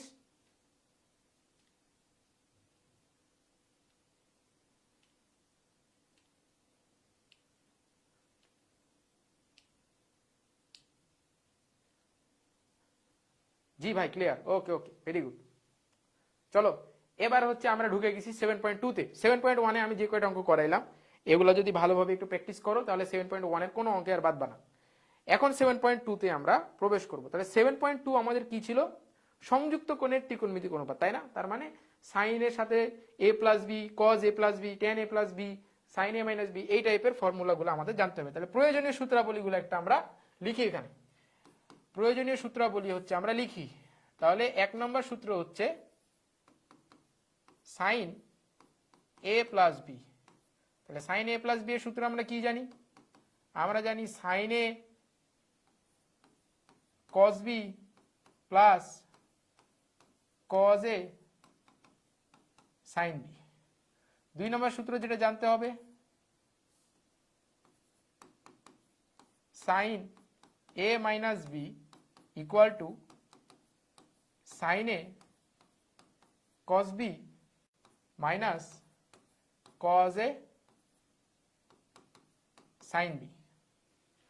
3 নম্বর সূত্র আমাকে জানতে হবে, cos a plus b, cos a plus b equal to cos a cos b minus sin a sin b। 4 নম্বর সূত্র জানতে হবে, cos a minus b equal to cos a cos b plus sin a sin b। আপাতত এই 4টা সূত্র জানলেই হবে। এই 4টা সূত্র মনে রাখো, এই 4টা সূত্র দিয়ে কি কি টাইপের অঙ্ক আসতে পারে পরীক্ষায় সেটা আমরা দেখব, তারপরে আবার নতুন সূত্র লাগলে নতুন সূত্র শিখবো। ঠিক আছে, তাহলে সূত্র মনে রাখা সহজ, সাইন a প্লাস বি, ছন্দের মতো সূত্র মনে রাখবা, sine a cos b plus cos a sin b, sine a minus B sine a cos b minus cos a sin b। cos এর বেলায় cos একসাথে, সাইন আলাদা, মাইনাস থাকলে প্লাস, প্লাস থাকলে মাইনাস, এমনি বারবার বারবার জিকিরের মতো যোগবা, তাইলে দেখবা সূত্র মনে থাকবে, আর অঙ্ক করতে করতে এমনি সূত্র তখন ক্লিয়ার হয়ে যাবে। ঠিক আছে, এটা হচ্ছে আমাদের প্রয়োজনীয় সূত্রাবলী। তাহলে প্রথম অঙ্কে চলে যাই। প্রথম অঙ্কে বলছে সাইন 15 ডিগ্রি cos 75 ডিগ্রি মান বের করো। অ্যাডমিশনের এমসিকিউ এর জন্য খুবই ইম্পর্টেন্ট, অ্যাডমিশনের এমসিকিউ এর জন্য খুবই ইম্পর্টেন্ট মান। আমরা তো সচরাচর কোন মানগুলো মনে রাখি, 0 ডিগ্রি, 30 ডিগ্রি, 60 ডিগ্রি, তারপরে তোমার হচ্ছে 90 ডিগ্রি, 45 ডিগ্রি, এগুলো আমাদের মনে থাকে। কিন্তু এর বাইরে আমাদের কিছু মনে রাখলে ভালো, যেমন তোমার সাইন 15, কস 15, সাইন 75, কস 75, 105, 135, এগুলা বের করে করে মনে রাখলে ভালো। তাহলে চলো আমি একটা দেখাই দিই, আরেকটা তোমরা করবা বাসায়। একটা দেখাই দিই, আরেকটা করবা। যেমন দেখো এখানে বলছে সাইন 15 ডিগ্রি। এখন এই 15 ডিগ্রিকে এমন দুইটা ভাগে ভাঙতে হবে যাদের যোগফল 15 হয়, এবং যাদেরকে ভাঙবো তাদের মান আমরা জানি। তাহলে দেখো সাইন 15 ইচ্ছে করলে কি লিখতে পারি, সাইন 45 মাইনাস 30, এটা আমরা কিন্তু ইচ্ছা করলে লিখতে পারি। কারণ কি দেখো যে 45 ডিগ্রি এটার মানও আমি জানি, 30 ডিগ্রি এটার মানও আমি জানি, ঠিক আছে।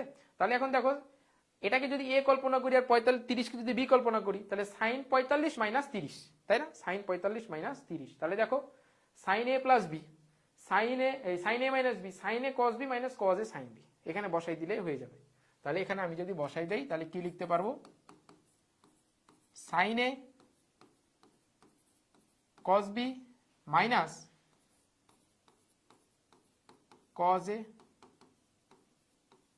সাইন বি, ঠিক আছে। তাহলে সাইন এ কস বি মাইনাস কস এ সাইন বি, সাইন 45 ডিগ্রির মান 1/√2 ইন্টু কস 30 ডিগ্রির মান হচ্ছে √3/2 মাইনাস কস 45 ডিগ্রির মান 1/√2 আর কস সাইন 30 ডিগ্রির মান হচ্ছে হাফ। তাহলে কি হয়, √3/2√2 মাইনাস 1/2√2, তার মানে √3 মাইনাস 1 ডিভাইডেড বাই 2√2। এখন দেখো হরে তো রুট রাখা যায় না, মানে রাখা যায় না বলে ভুল হবে, রাখতে হয় না, ঠিক আছে, অম্লদ আকারে রাখতে হয় না। তাহলে √2 দ্বারা লব আর হরকে যদি গুণ করে দেই, তাহলে √6 মাইনাস √2 ডিভাইডেড বাই 4, এটা হচ্ছে সাইন 15 ডিগ্রির মান। বলো বুঝছো, সাইন 15 ডিগ্রির মান কি বুঝছো?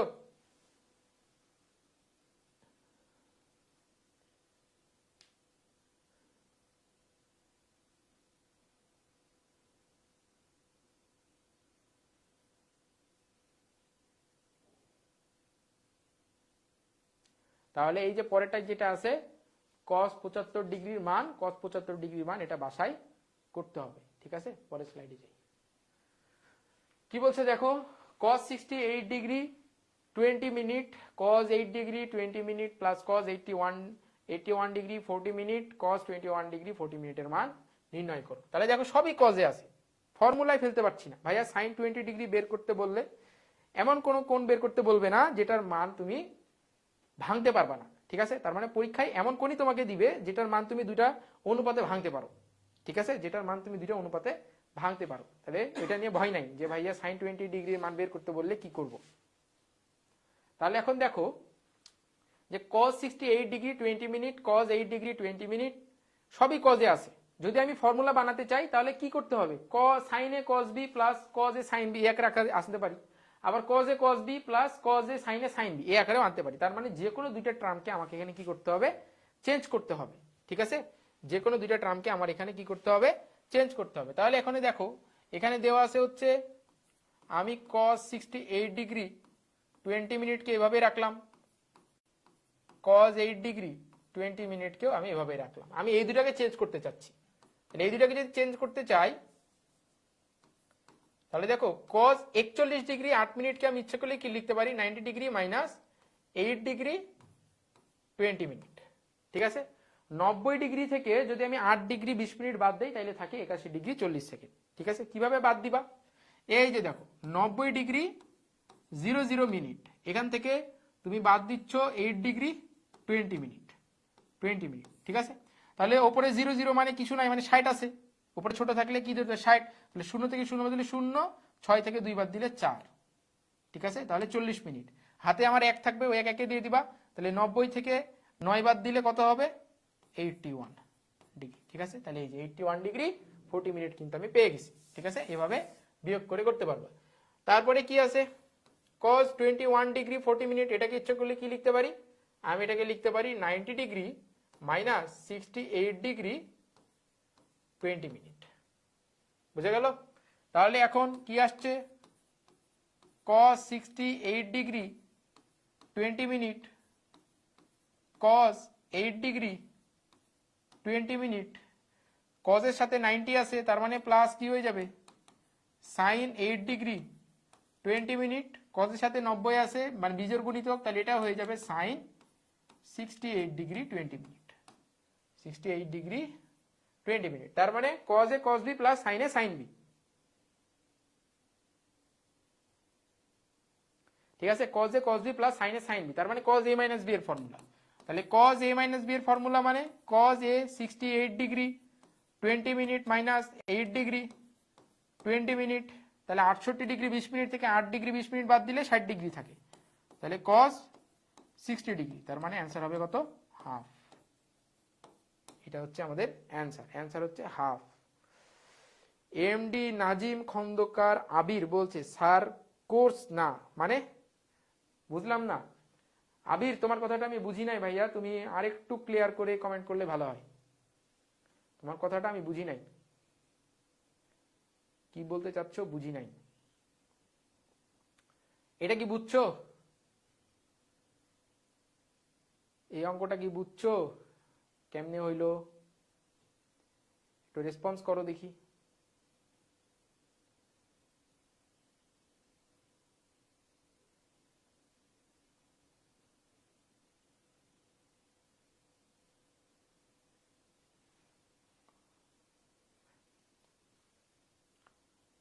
পরের অঙ্কে যাই, কি বলছে যে sine X plus 30 plus cos X sine X plus 120 degree equal to √3/2 প্রমাণ করো। এগুলা ক নাম্বারে আসার মতো অঙ্ক, ঠিক আছে, এগুলা ক নাম্বারে আসার মতো অঙ্ক। তাহলে লেফট সাইড বলছে sine X plus 30 plus cos X sine X plus 120 degree. সূত্রে যদি ফেলতে চাইতাম তাহলে এখানে যদি একটা cos x প্লাস 30 থাকতো তাইলে আমি সূত্রে ফেলতে পারতাম, তাহলে এখানে 120 আছে, 30 বানানো তো সমস্যা না, কোনো সমস্যা না। তাহলে এই টার্মটাকে প্রথমে নিয়ে এসে লিখো, তাহলে দেখো cos x sin এর এটাকে কিভাবে লিখতে পারি 120 প্লাস আছে, তার মানে 90 প্লাস x প্লাস 30। দেখো সমস্যা কোনো সমস্যা নাই, কারণ দেখো সাইন এক্স প্লাস 120 ডিগ্রি আছে, এখানে কি 90 যোগ 30 সাথে এক্স, তাহলে 120 হয়ে যাবে, সমস্যা হবে না। তাহলে এখানে কি দেখো, এখানে হবে সাইন এক্স প্লাস 30 ডিগ্রি, ঠিক আছে। তাহলে কি হচ্ছে cos x সাইনের সাথে 90 আছে, বিজোড় গুণিতক 90 এর বিজোড় গুণিতক, তার মানে সাইন cos হয়ে যাবে, তাহলে cos x plus 30 degree plus sine X plus 30 degree sine X plus 30 degree, ঠিক আছে। তাহলে সাইন এক্স প্লাস 30 ডিগ্রি, তাহলে cos a cos b plus sine a sine b, cos a minus b এর formula, তাহলে cos a minus b তার মানে আসে হচ্ছে cos মাইনাস 30 ডিগ্রি, আর আমরা জানি cos মাইনাস হজম করে, তার মানে √3/2, যেটা আমাদের রাইট সাইড, হেন্স কি হেন্স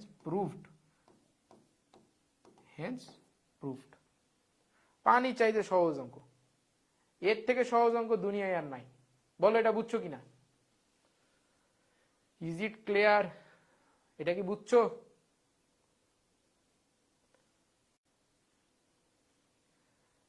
পা ব্যথা করছে, দাঁড়ায় থাকতে পারছি না। তোমাদের এই লাইভ নেওয়ার আগে আমার অফলাইন ব্যাচে পড়িয়েছি 3টা ব্যাচ, মানে 3 ঘন্টা দাঁড়াইছি, তারপরে আবার এসে দাঁড়াইছি, পায়ের তলা ব্যথা করছে।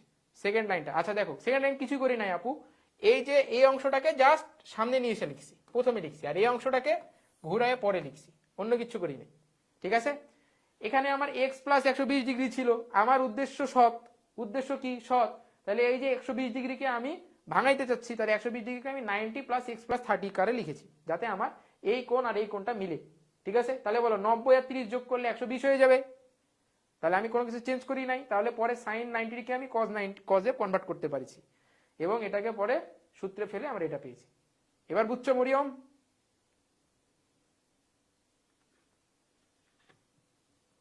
এবার বুঝছো?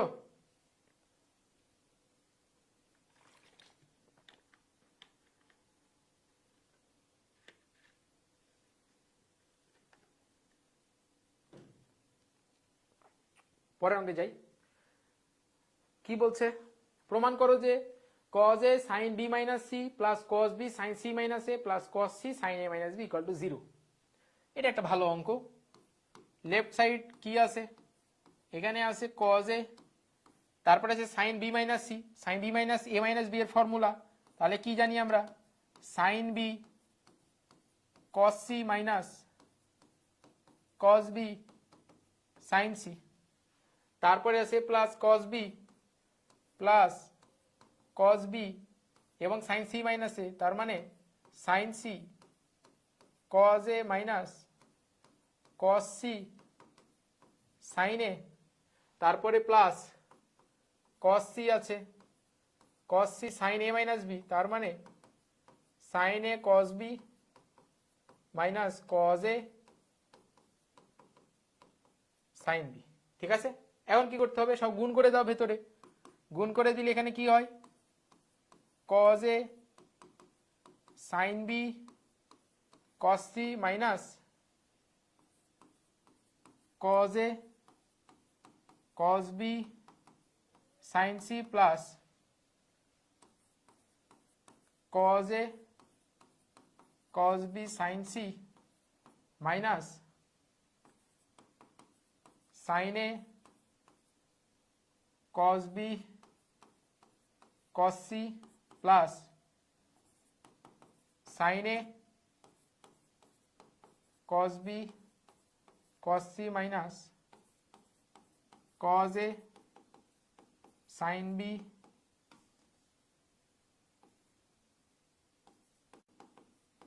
sin b cos a sin b cos c।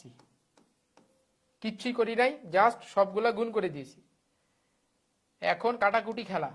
দেখো cos a sin b cos c কোথায় আছে, cos a sin b cos c, এই যে দেখো minus cos a sin b cos c plus cos a sin b cos c কাটলো, তারপরে আছে cos a cos b sin c, এই যে minus cos a cos b sin c plus cos a cos b sin c, sin a cos b cos c, sin a cos b cos c, sin a cos b cos c, সব কেটে গেছে। তাহলে answer হবে কত, answer হবে 0 equal to right side equal to কি, equal to right side. সহজ অঙ্ক, জাস্ট ফর্মুলা ফেললে এক লাইনের অঙ্ক, ফর্মুলা ফেললে এক লাইনের অঙ্ক, বুঝছো, ফর্মুলা যদি ফেলা যায় তাহলে এক লাইনের অঙ্ক। পরেরটাই যাই।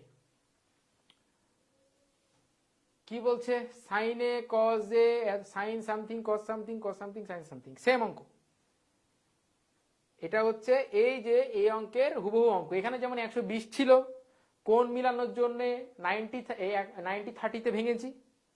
এই সেম অঙ্কে দেখো এখানে সাইন 25 প্লাস এ 25 মাইনাস এ আছে, 25 প্লাস এ আছে, কিন্তু এখানে 25 মাইনাস এ আসলে নাই, 25 মাইনাস এ আসলে নাই। এই অংশটা জাস্ট ভাঙাইলেই হয়ে যাবে। এই যে cos 115 মাইনাস এ আছে না, এটাকে আমি বলতে পারি ভাবে যে cos 90 প্লাস 25 মাইনাস এ, তাহলে কি হয়ে যাবে, cos 90 প্লাস 25 মাইনাস এ মানে cos 25 মাইনাস এ, আচ্ছা 90 আর cos আছে তাহলে সাইন হয়ে যাবে এটা। ঠিক আছে, এটা জাস্ট কি হয়ে যাবে, চেঞ্জ হয়ে যাবে। আমার আম্মা একটু ফোন দিয়েছে, আমি ফোনটা একটু ধরি। হ্যাঁ আম্মু, হ্যাঁ আম্মা আজকে রাতে একটু দেরি হবে, আমি ক্লাসে আছি। ওকে ওকে ঠিক আছে, আচ্ছা। আম্মা ফোন দিচ্ছে বারবার, দুইবার কেটে দিলাম, চিন্তা করবে তাই হচ্ছে যে ইয়ে করে নিলাম, রিসিভ করে নিলাম। ঠিক আছে, পারবা কিনা এই অঙ্কটা, পারবা কিনা বলো, এই অঙ্কটা পারবা কিনা একটু বলো।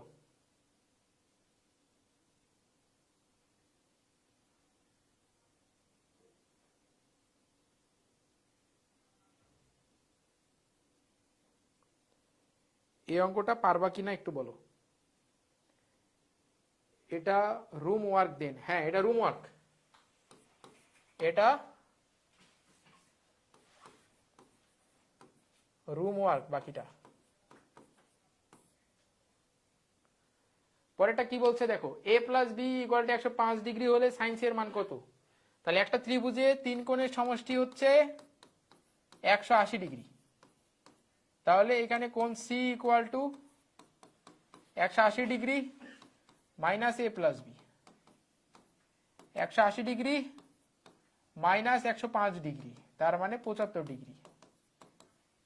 75 ডিগ্রি মানে sine 75 degree equal to sine 45 degree plus 30 degree, বাকিটা রুম ওয়ার্ক। বাকিটা কি করবা?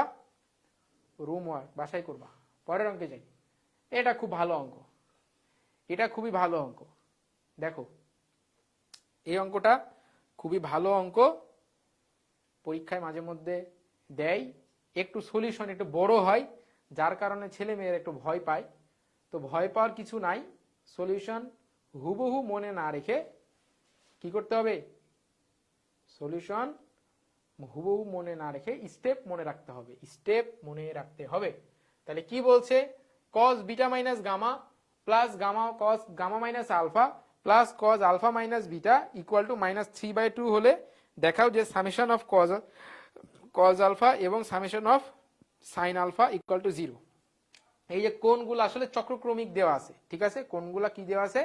চক্রক্রমিক আকারে দেওয়া আছে, এবং এটা একটা প্রতিসম রাশি। তুমি যদি দুইটা কোণ স্থানান্তর করে দাও তাহলে এর মানের কোনো পরিবর্তন হবে না, ঠিক আছে? এগুলো হচ্ছে প্রতিসম। ওকে, তাহলে এখন দেখো আমি এটাকে cos বিটা মাইনাস গামাকে ইচ্ছা করলে কি লিখতে পারি? ইচ্ছা করলে এই সূত্রে লিখতে পারি যে cos বিটা cos গামা। যারা ক্লাসটা দেখছো একটু মনোযোগ দাও, এই অঙ্কটা থেকে একটু মনোযোগ যদি হটে যায় তাহলে কিন্তু অঙ্কটা আর বুঝবা না, ঠিক আছে? ওই জন্য একটু মনোযোগ দাও, ঠিক আছে? কমেন্ট করার দরকার নাই, কোনো দিক যাওয়ার দরকার নাই, অঙ্কটা একটু মনোযোগ দিয়ে দেখো কোন স্টেপের পরে কি করছি, তারপরে শেষে তুমি ফিডব্যাক দিও কমেন্টে। তাহলে দেখো cos a মাইনাস বি এর ফর্মুলা, তাহলে cos a cos b minus sine beta sine gamma plus cos gamma minus alpha, তার মানে cos gamma cos alpha minus sine gamma sine alpha plus cos alpha minus beta plus cos alpha cos beta minus sine alpha sine beta equal to -3/2, ঠিক আছে? এবার cos এর টার্মগুলো একসাথে আর সাইনের টার্মগুলো একসাথে লিখো তো। cos এর টার্ম একসাথে আর সাইনের টার্ম একসাথে লিখলে কি হয় দেখো, cos alpha cos beta cos gamma plus cos gamma cos alpha. এই যে সাইনের টার্মগুলোকে কি করলাম? একসাথে লিখলাম। মাইনাস যদি কমন নিয়ে নিই এখান থেকে, মাইনাস কমন নিয়ে সাইনের গুলো যদি একসাথে লিখি তাহলে sine alpha sine beta plus sine beta sine gamma plus sine gamma sine alpha sine gamma sine alpha sine gamma. আচ্ছা, প্রিন্স আফ্রিদি বলছে ভাইয়া এখানে সামেশন মানে কি বোঝাচ্ছে? বোঝাই দিচ্ছি, দাঁড়াও প্রমাণটা করে নেই, তারপরে সামেশন মানে কি বোঝাচ্ছে বিস্তারিত বোঝাচ্ছি। -3/2, ঠিক আছে? তাহলে এই যে 2, এই 2 কে এই পারে পার করে দাও, এই 2 কে যদি এই পারে পার করে দেই তাহলে এখানে কি হবে? 2 cos alpha cos beta plus cos beta cos gamma plus cos gamma cos alpha -2 sin alpha sin beta plus sin beta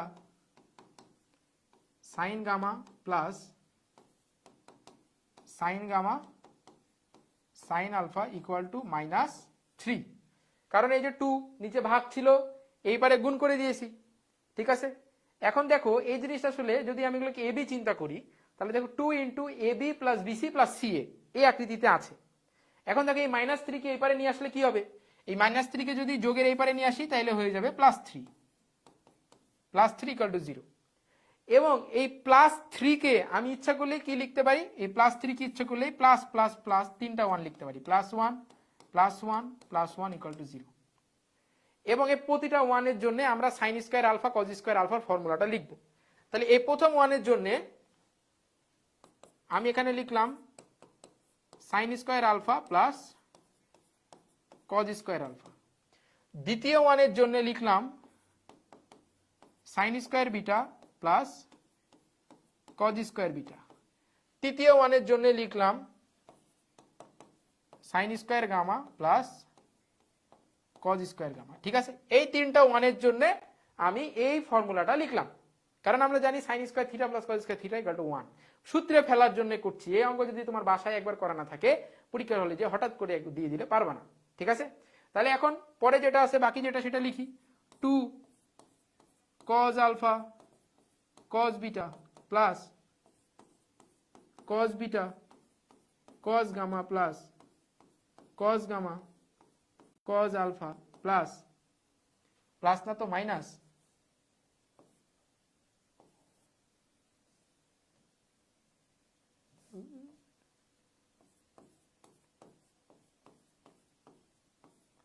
minus 2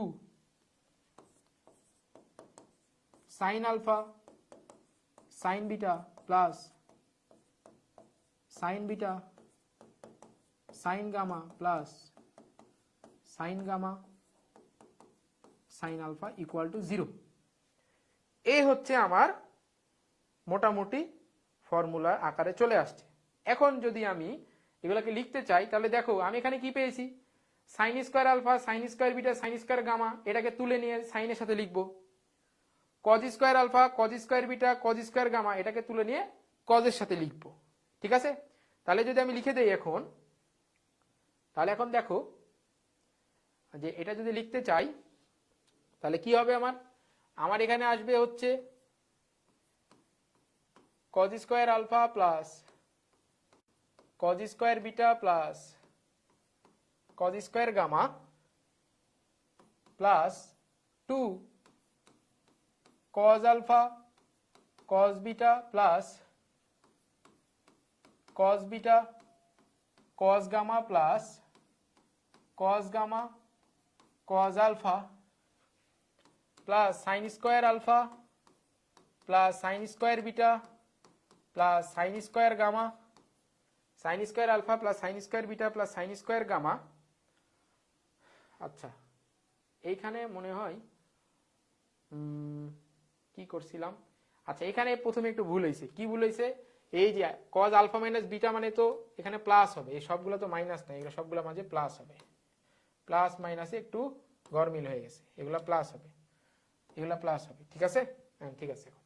তাহলে sine square alpha plus sine square beta plus sine square gamma plus 2 sine alpha sine beta plus sine beta sine gamma plus sine gamma plus sine gamma sine alpha sine gamma sine alpha equal to 0। এখন দেখো a square plus B square plus C square plus 2 into A B plus BC plus C A. এখানেও দেখো a square plus B square plus C square plus 2 into A B plus BC plus C A, তাই না? তাহলে এখন দেখো এগুলা কি a plus B plus C all স্কোয়ারের ফর্মুলা। তার মানে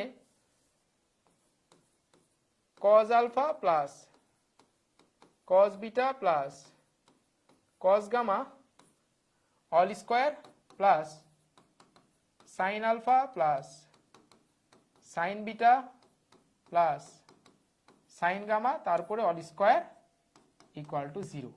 ঠিক আছে, এখন দেখো আমরা ছোটবেলায় পড়েছি যে 2 বা ততোধিক রাশির বর্গের সমষ্টি যদি শূন্য হয় তাহলে সেই রাশিগুলোকে আলাদা আলাদা ভাবে কি হতে হয়, শূন্য হতে হয়। তার মানে আমি এখানে কি লিখতে পারি যে cos alpha plus cos beta plus cos gamma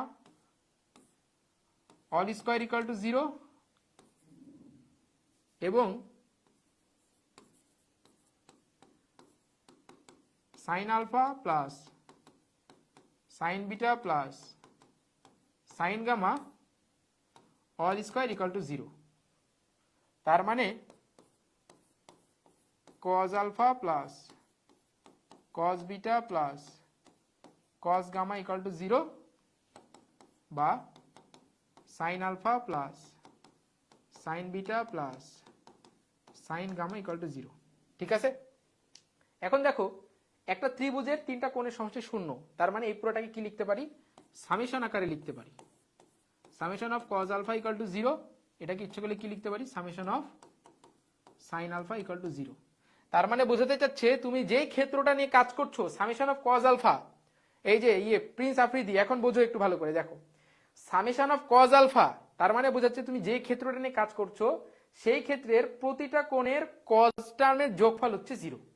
প্রতিটা কোণের কজ টার্মের যোগফল হচ্ছে 0। যেহেতু আমি ত্রিভুজ নিয়ে কাজ করছি, আমার কাছে কোণ আছে 3টা, আলফা বিটা গামা, তার মানে এটা মানে বোঝাবে যে কজ আলফা কজ বিটা আর কজ গামার যোগফল হচ্ছে 0। মানে তুমি চিন্তা করো তোমার কাছে এখন একটা ধরো পঞ্চভুজ আছে, এই যে ধরো একটা পঞ্চভুজ আছে, ঠিক আছে, তার মধ্যে পঞ্চভুজের মধ্যে ধরো এটা এ কোণ, এটা বি কোণ, এটা সি কোণ, এটা ডি কোণ, এটা ই কোণ, এটা হচ্ছে এফ কোণ, এটা ধরো একটা ষড়ভুজ আছে তোমার কাছে। এখন এই ক্ষেত্রের জন্য যদি তোমাকে আমি বলি যে সামেশন অফ কজ আলফা লিখো, কজ এ লিখো, মানে কি, তার মানে তোমাকে বোঝাচ্ছে যে তুমি যে ক্ষেত্রটা কাজ করছো তার প্রতিটা কোণের কজের যোগফল, তার মানে তার প্রতিটা কোণের কজের যোগফল মানে কি, এই যে cos A plus cos B plus cos C plus cos D plus cos E plus cos F. ঠিক আছে, এটাই হচ্ছে আমাকে এখানে বোঝাতে চাচ্ছে। বুঝছো এখন যে সামেশন মানে কি বোঝায়, সামেশন মানে কি বোঝায়, আশা করি বুঝছো। এখন এই অঙ্কটা বুঝছো কিনা বলো, এই যে এটা আগের পেজ ছিল, এটা পরের পেজ ছিল, পুরোটা বুঝছো কিনা এটার আমাকে একটু বলো। এটা একটা ভালো অঙ্ক, হ্যাঁ, বাসায় করে স্টেপটা কি মনে রাখতে হবে, বাসায় করে স্টেপটা মনে রাখতে হবে।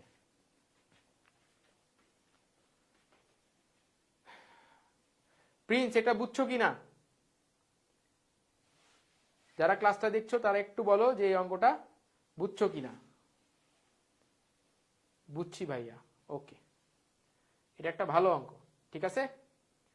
তাহলে আমাদের এটার কোনো দরকার নাই, স্লাইডটা আমরা ডিলিট করি।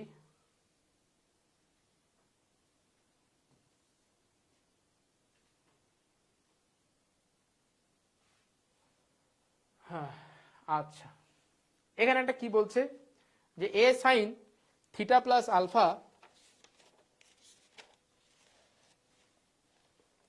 Equal to B theta plus beta হলে দেখাও যে cot theta equal to something. তার মানে দেখো আমার প্রশ্নে যে প্রদত্ত রাশিটা দেওয়া আছে সেটা সাইনে দেওয়া আছে, কিন্তু আমার অ্যান্সার এখানে চাচ্ছে এক পক্ষে কট। তার মানে বোঝাই যাচ্ছে কি যে আমার অবশ্যই অবশ্যই অবশ্যই এই মানটা কি করতে হবে, ভাঙতে হবে। আবার দেখো এ এর টার্মগুলো কজের সাথে সাইনের সাথে, বি এর টার্মগুলো কজের সাথে সাইনের সাথে আলাদা আলাদা ভাবে ভাগ হয়ে আছে। তাহলে এই জিনিস দেখেই তোমাকে মনে প্রথম প্রশ্ন যেটা আসবে সেটা হচ্ছে আমি কি করব, কি করবা, এই প্রমাণই তোমাকে বলে দিবে যে কি করতে হবে। প্রমাণ তোমাকে ইনস্ট্রাকশন দিবে যে এটা করো এটা করো এটা করো। তা প্রমাণ চাচ্ছে এক পক্ষে কট এক পক্ষে কস সাইন আলাদা আলাদা। তাহলে কট বানাতে হলে আমার এখানেও কজ আর সাইনের টার্ম তো আনতে হবে, নাহলে তো আমি কট বানাতে পারবো না, তাই না। তাহলে এখন কি করতে পারি, এখন করতে পারি এগুলো ভেঙে দাও। যদি ভেঙে দেই তাহলে দেখো A sine theta plus alpha equal to B sine theta plus beta, ঠিক আছে। তাহলে এখন দেখো যদি এটাকে ভাঙি আমি এখানে, তাহলে A sine sine alpha plus বিটার ফর্মুলা কি, এ প্লাস বি এর ফর্মুলা হচ্ছে sine A cos B plus cos A sine B equal to B into sine A cos b plus cos a sin b, ঠিক আছে।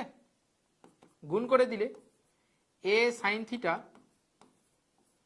cos alpha plus a cos theta sin alpha equal to b sin theta cos beta plus b cos theta sine beta, ঠিক আছে। তাহলে এখন দেখো এখান থেকে কোন টার্মগুলো কমন যায়, একটু কমন নেওয়ার চেষ্টা করে দেখি। দেখো এখানে আছে হচ্ছে সাইন থিটা, আবার এখানেও আছে সাইন থিটা, আবার দেখো এখানে আছে কস থিটা, এখানেও আছে কস থিটা, তাই না। যেহেতু আমাকে টেন কট থিটা বানাতে হবে তাহলে সাইন থিটা কস থিটা কমন নেওয়ার ব্যাপারটা আমাকে দেখতে হবে। তাহলে ওগুলোকে এক পাশে নাও, বাকিগুলোকে অন্য পাশে নাও। তাহলে এখানে কি হচ্ছে A sine theta cos alpha minus এই যে কস থিটা এখানে আছে, এই সাইন থিটা এখানে আছে, এটাকে পার করে নিলে B sine theta cos beta equal to B cos theta sine beta minus A cos theta sine alpha, A cos theta কি সাইন আলফা। ঠিক আছে, তাহলে এখন এখান থেকে কি নিতে পারি আমি, দেখো এখান থেকে সাইন থিটা যদি কমন নেই তাহলে সাইন থিটা কমন নিলে এখানে হবে A cos alpha minus B cos beta, এখান থেকে কস থিটা কমন নিলে B sine beta minus A sine alpha, A sine alpha. ঠিক আছে, তাহলে এখন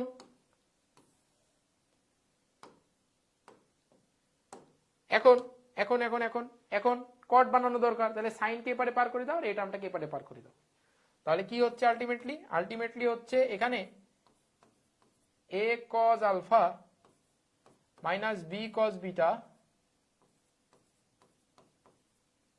divided by B sine beta minus A sine alpha equal to cos theta by sine theta.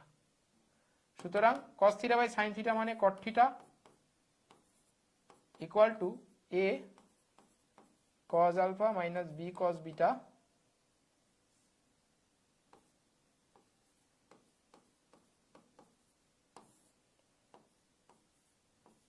B sine beta minus A sine alpha. Proofed. ঠিক আছে, এটা হচ্ছে আমাদের অঙ্ক।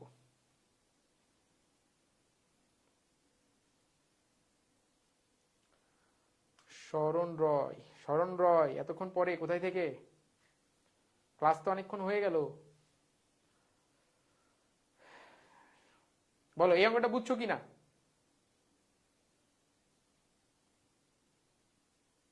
ক্লিয়ার ভাইয়া? বাকিরা বলো এটা বুঝছো কিনা? সহজ অঙ্ক একেবারে।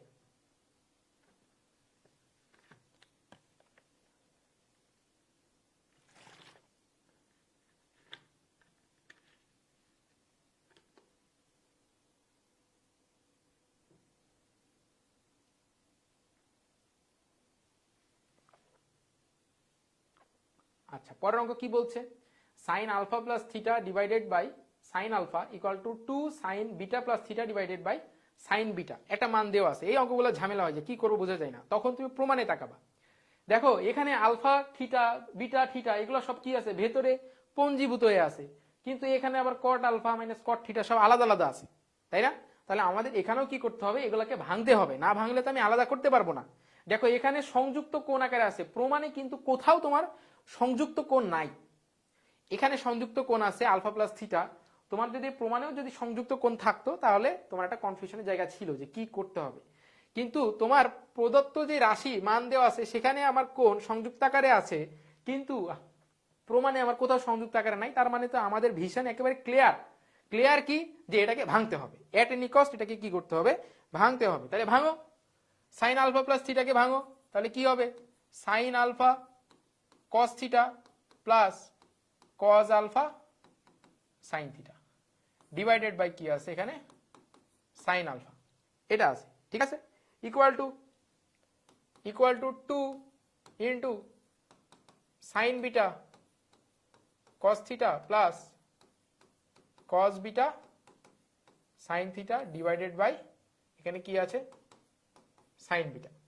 ঠিক আছে, তাহলে এটা হচ্ছে আমাদের সাইন বিটা আছে। এখন দেখো আমার এখানে কি আছে, এখানে আছে একটা কট থিটা আছে। তা আমার এখানে কট থিটা যদি বানাতে চাই তাহলে আমার অবশ্যই হরে একটা করে কি লাগবে, সাইন থিটা অবশ্যই লাগবে। কারণ ওপরে তো আমার এই যে দেখো কস থিটার একটা টার্ম আছে, এখানেও কস থিটা আছে, কিন্তু সাইন থিটা তো নিচে নাই, নিচে তো আমি কোথাও সাইন থিটা নাই। দেখো নিচে কিন্তু কোথাও আমার সাইন থিটা নাই। তাহলে আমি যেটা করতে পারি এখন, তাহলে আমি যেটা করতে পারি সেটা হচ্ছে যে এখানে আমি জাস্ট কি করব, যে নিচে একটা করে সাইন থিটা কমন নিয়ে নিব। তাহলে নিচে যদি একটা করে সাইন থিটা কমন নাও, তাহলে এখানে ধরো একটা ইন্টু সাইন থিটা দ্বারা আমি গুণ করে দিলাম, এখানেও একটা আমি সাইন থিটা দ্বারা গুণ করে দিলাম। তাহলে এই পদগুলো এখন তুমি ভাগ করে দাও। তাহলে পদগুলো যদি আমি ভাগ করে দিই তাহলে দেখো এখানে কি হয়, sine alpha cos theta divided by sine alpha sine theta plus cos alpha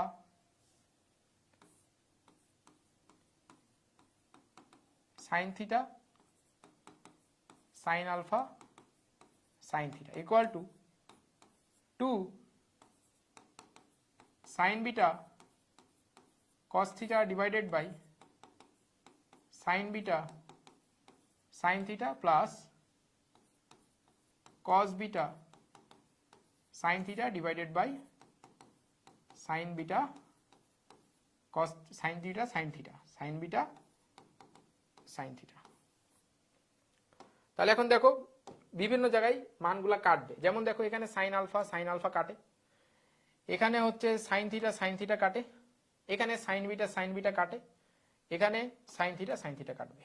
ঠিক আছে, সব পদগুলা কি হয়ে গেল, কেটে গেল। এখন দেখো তাহলে cos theta by sin theta মানে আমার এখানে আসবে cot theta plus sin alpha by cos alpha মানে আসবে আমার cot alpha equal to 2 into cos theta by sin theta মানে আসবে আমার cot theta plus cos beta by sin beta মানে আসবে হচ্ছে cot beta।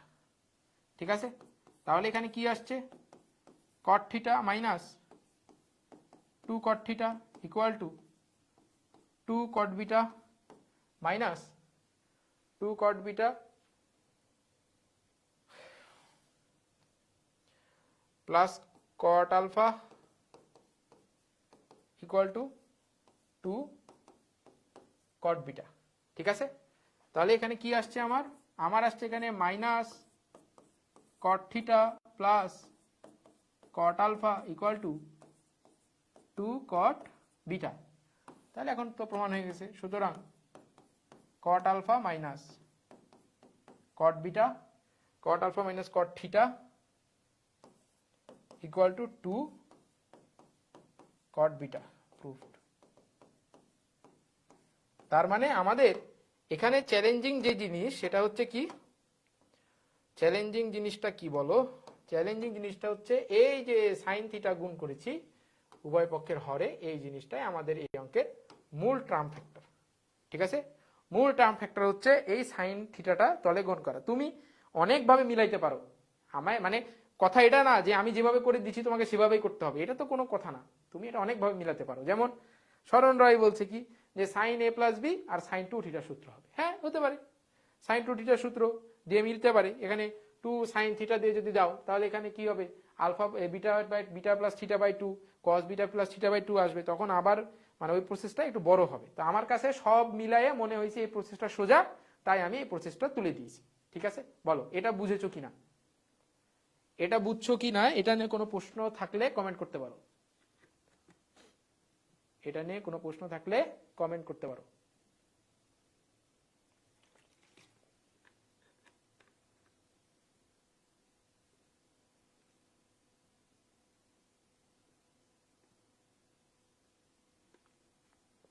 এটা কি বুঝছো? যে 4 জন ক্লাস দেখছে, কে কোন 4 জন এখনো ক্লাস দেখছে? যাক, একা আমাকে ফেলে রেখে চলে যাওনি, এটাই তো অনেক। আমাকে যে একা রেখে ফেলে রেখে চলে যাওনি এটা অনেক, 4 জন তাও ক্লাসটা দেখছে। কারা ক্লাস দেখছো একটু হাই হ্যালো দাও তো দেখি, কোন 4 জন? ভাইয়া আজকে ছুটি দেন, ছুটি দিব, ছুটি দিব, দাঁড়াও দেখি ছুটি কি দেয়া যেতে পারে একটা। আচ্ছা, আর একটা অঙ্ক করাবো, এই যে নতুন সূত্রের আর কোনো অঙ্ক করাবো না, এই যে প্রয়োজনীয় সূত্রাবলী এই অঙ্ক আর করাবো না, এখান থেকে আমরা কালকে শুরু করব। ঠিক আছে, তাহলে আর একটা অঙ্ক করাবো, সেটা হচ্ছে এটা, এই অঙ্কটা করাই ছুটি। যাও, যারা সাথ দিচ্ছ তারা যখন বলছো যে ছুটি দেন ভাইয়া, তাহলে এই অঙ্কটা করাই ছুটি। তবে আমাদের হচ্ছে এই কালকেও তো ক্লাস আছে, কালকে রুটিন অনুযায়ী শেষ ক্লাস, মানে আমাকে ওইখান থেকে বলা হয়েছে 2 ক্লাসে ত্রিকোণমিতি শেষ করতে হবে। রিভিশন হইলে 2 ক্লাসে শেষ হয়ে যেত, হ্যাঁ রিভিশন যদি হতো তাহলে তোমার 2 ক্লাসে মোটামুটি শেষ হয়ে যেত। প্রথম ক্লাসে 7A থেকে 7D পর্যন্ত, পরের ক্লাসে ধরো বাকি 3টা অনুশীলনী করাই দিয়ে শেষ হয়ে যেত। কিন্তু যেহেতু রিকভারি ক্লাস নিচ্ছি, 3টা ক্লাসে হবে না, 2টা ক্লাসে হবে না, 4টা ক্লাস লাগতে পারে। ঠিক আছে, আমাদের 4টা ক্লাস লাগতে পারে। তো কালকে সন্ধ্যাবেলা রাতের যে ক্লাস হবে আর 2টা ক্লাস আমরা রিশিডিউল করে দিব, হয়তো সকালে হতে পারে, শনিবার সকালে আর তারপরে কোনো একদিন সকালে, হবে। ঠিক আছে, তাহলে যখন ছুটি বলছে তাহলে ছুটি, কিন্তু ছুটি হওয়ার আগে এই অঙ্কটা করে দিই। কি বলছে দেখো, এই অঙ্কটা খুবই ভালো অঙ্ক, বুয়েটে আসা অঙ্ক। বুয়েট 16 সালে আসছিল। বুয়েট 16-17 সালে আসছিল। কি বলছে, sine X plus sine Y equal to A এবং cos X plus cos Y equal to B হলে প্রমাণ করো যে sine half of X minus Y equal to something কিছু একটা প্রমাণ করতে হবে। ঠিক আছে, একটা জিনিস দেখো, এখানে আমার তো এগুলোর উপরে বর্গ নাই। প্রমাণ তোমাকে কি, আবার বলছি যে প্রমাণই তোমাকে বলে দিবে যে অঙ্কে কি করতে হবে। তুমি দেখো এগুলার উপরে প্রমাণে বর্গ আছে, এ বর্গ আছে, বি এর উপর বর্গ আছে, কিন্তু প্রদত্ত রাশিতে বর্গ নাই। তার মানে আমি 1 নম্বর জিনিস পেয়ে গেছি কি, যে আমাকে এই জিনিসটা বর্গ করতে হবে। তাহলে বর্গ করার পরে আবার দেখতে পাচ্ছি কি, যে এখানে এই টার্মগুলা কি আকারে আছে, সমষ্টি আকারে বলো বা বিয়োগ আকারে বলো, আছে তো এক আকারে। তার মানে আসলে যোগ অথবা বিয়োগ যে কোনো একটা আমাকে এখানে কি করতে হবে, করতে হবে, এটা আমাকে বলছে। তাহলে চলো প্রথমে বর্গ করি। তাহলে এখানে কি দেওয়া আছে, sine X plus sine Y equal to A. উভয় পক্ষে যদি বর্গ করে দেই তাহলে sine square X plus sine square Y plus 2 sine X sine Y equal to A square. এটা আমার 1 নম্বর অংশ। আবার এখানে কি বলছে, cos X plus cos Y equal to B. যদি বর্গ করে দেই তাহলে cos square X plus cos square Y plus 2 cos X cos Y equal two কি, বি স্কোয়ার। ঠিক আছে, এটা আমরা পেলাম এখান থেকে।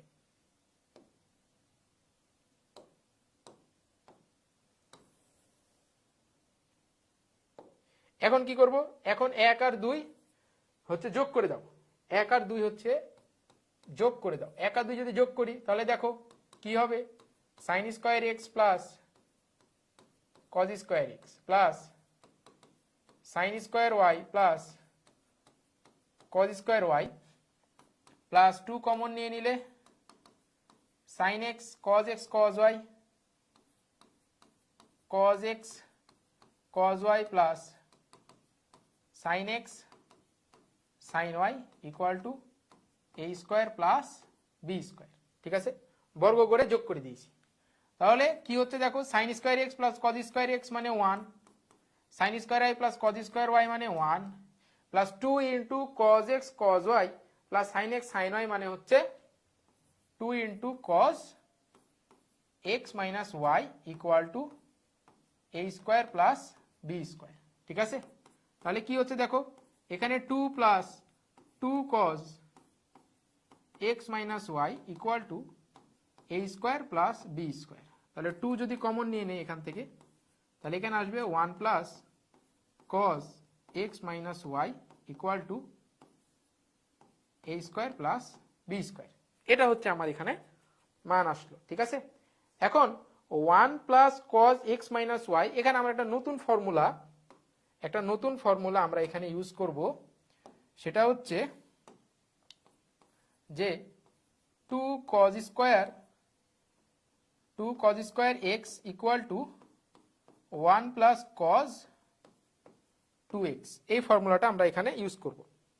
এখানে যে কোণ থাকবে 1 প্লাস কজ, এখানে যে কোণ থাকবে তার অর্ধেক কোণ এখানে। তাহলে এটাই দেখছো না, 1 প্লাস কজ 2x, এখানে যে কোণ থাকবে তার অর্ধেক থাকবে সূত্রে। তাহলে এটাকে আমি ইচ্ছে করলে কি লিখতে পারি, 2 into 2 cos square X minus Y divided by 2, তার অর্ধেক কোণ নিলাম, equal to A square plus B square. তার মানে কি আসছে দেখো, 2 ইন্টু 2 মানে 4 cos square X minus Y divided by 2 equal to A square plus B square. ঠিক আছে, এখন হচ্ছে মজাটা দেখো, আমার তো প্রশ্ন আছে সাইনে, এই যে সাইনে, তাহলে কজকে কি নিতে হবে, সাইন। তাহলে কজ স্কোয়ার থিটা মানে কি জানি, 4 into 1 minus sine square theta, তার মানে 1 minus sine square X minus Y divided by 2 equal to A square plus B square. 4 যদি ভিতরে গুণ করে এরপর পার করে দেই তাহলে এখানে কি থাকবে, 4 sine square X minus Y divided by 2 equal to 4 minus A square minus B square. তাহলে উভয় পক্ষে যদি বর্গ করে দাও, বর্গ করে দিলে এখানে থাকবে, বর্গমূল করে দিলে sine X minus Y divided by 2 equal to root over of 4 minus A square minus B square. ঠিক আছে, তাহলে আলটিমেটলি এখানে কি থাকছে, এখানে কি থাকছে তাহলে, এখানে থাকছে হচ্ছে 2 কে এবারে পার করে দিলে এই যে সাইন এক্স মাইনাস ওয়াইটা মিলে গেছে, এই যে মিলে গেছে। তাহলে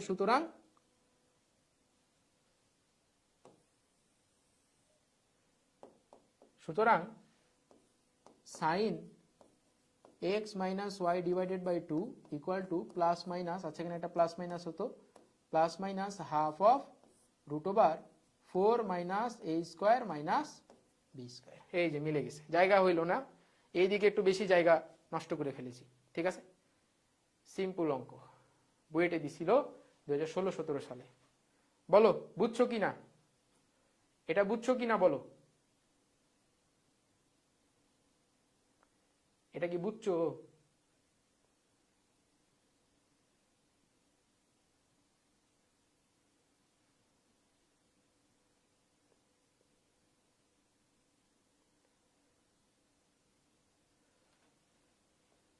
ভাইয়া স্কোয়ার করতে হবে, এটা বুঝবো কেমনে?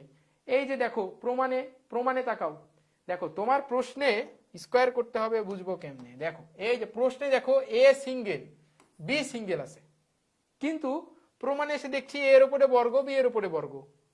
তার মানে তুমি বর্গ প্রশ্নে প্রদত্ত রাশিতে দেওয়া আছে এ সিঙ্গেল বি সিঙ্গেল, প্রমাণে দিয়েছে বর্গ, তার মানে এটা তো সিম্পল, একবারে বোঝাই যাচ্ছে যে আমাকে কোনো না কোনো লাইনে যে বর্গ করতে হবে।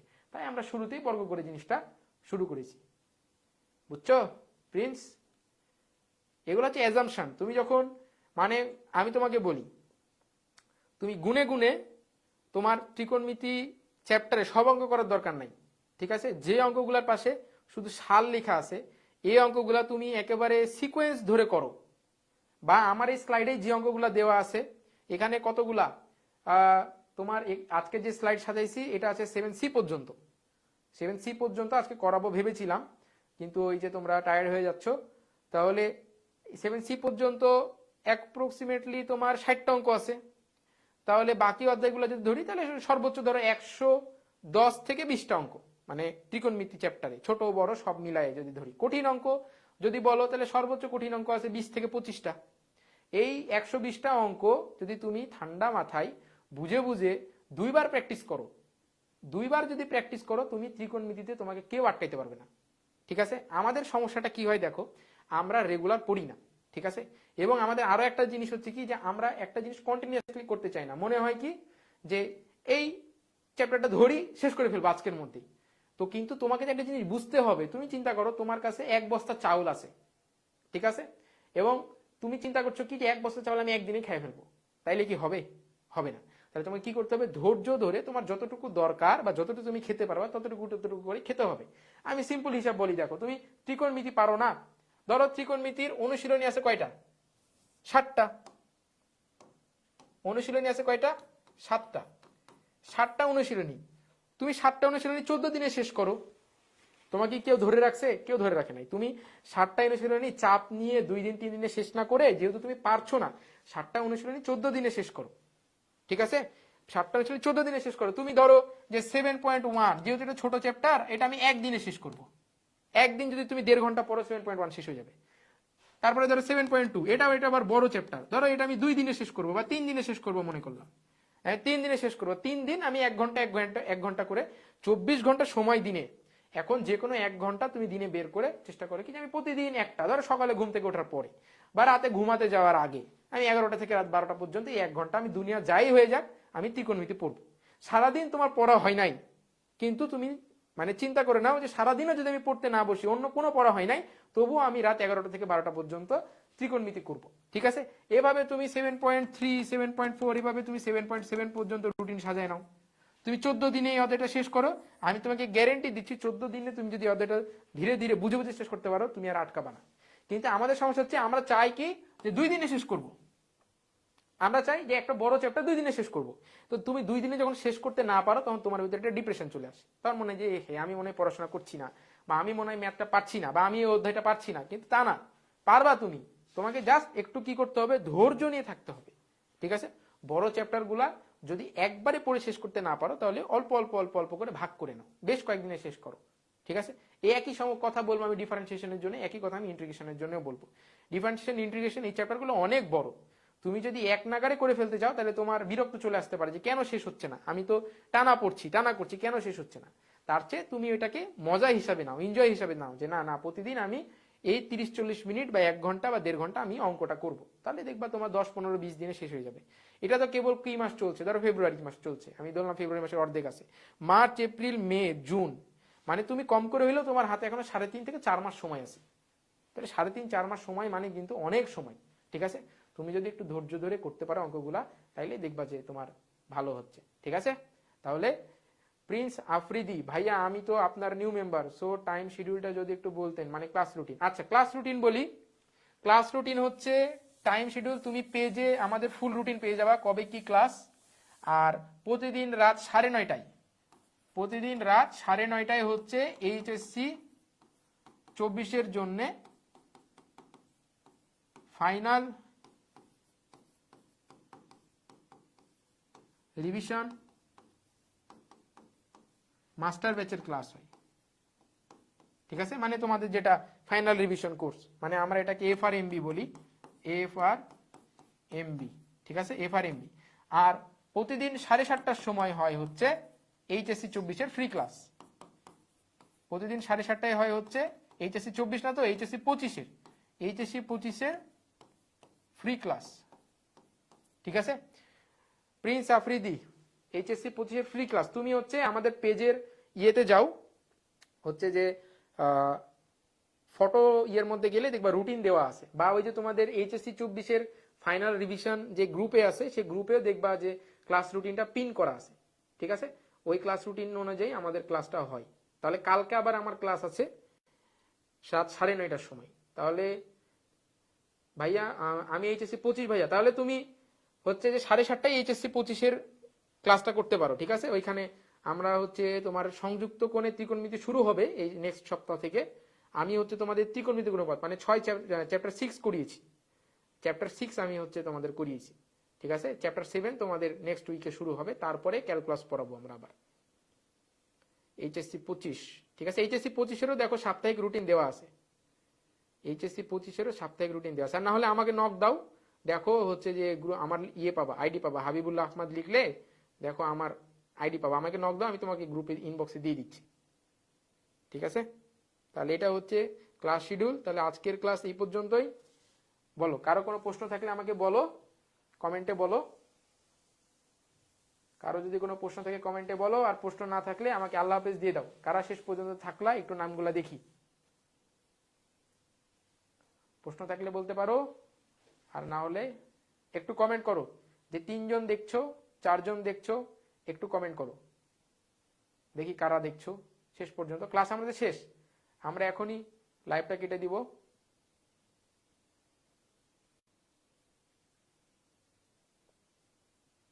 ঠিক আছে, তাহলে আজকের ক্লাস এ পর্যন্তই, দেখা হচ্ছে আগামীকালকে রাত 9:30টার সময়। আমরা যতদূর আজকে যেখানে শেষ করলাম তারপরে থেকে, সে পর্যন্ত ভালো থেকো, সুস্থ থেকো, আল্লাহ হাফেজ। হ্যাঁ মরিয়ম, আল্লাহ হাফেজ।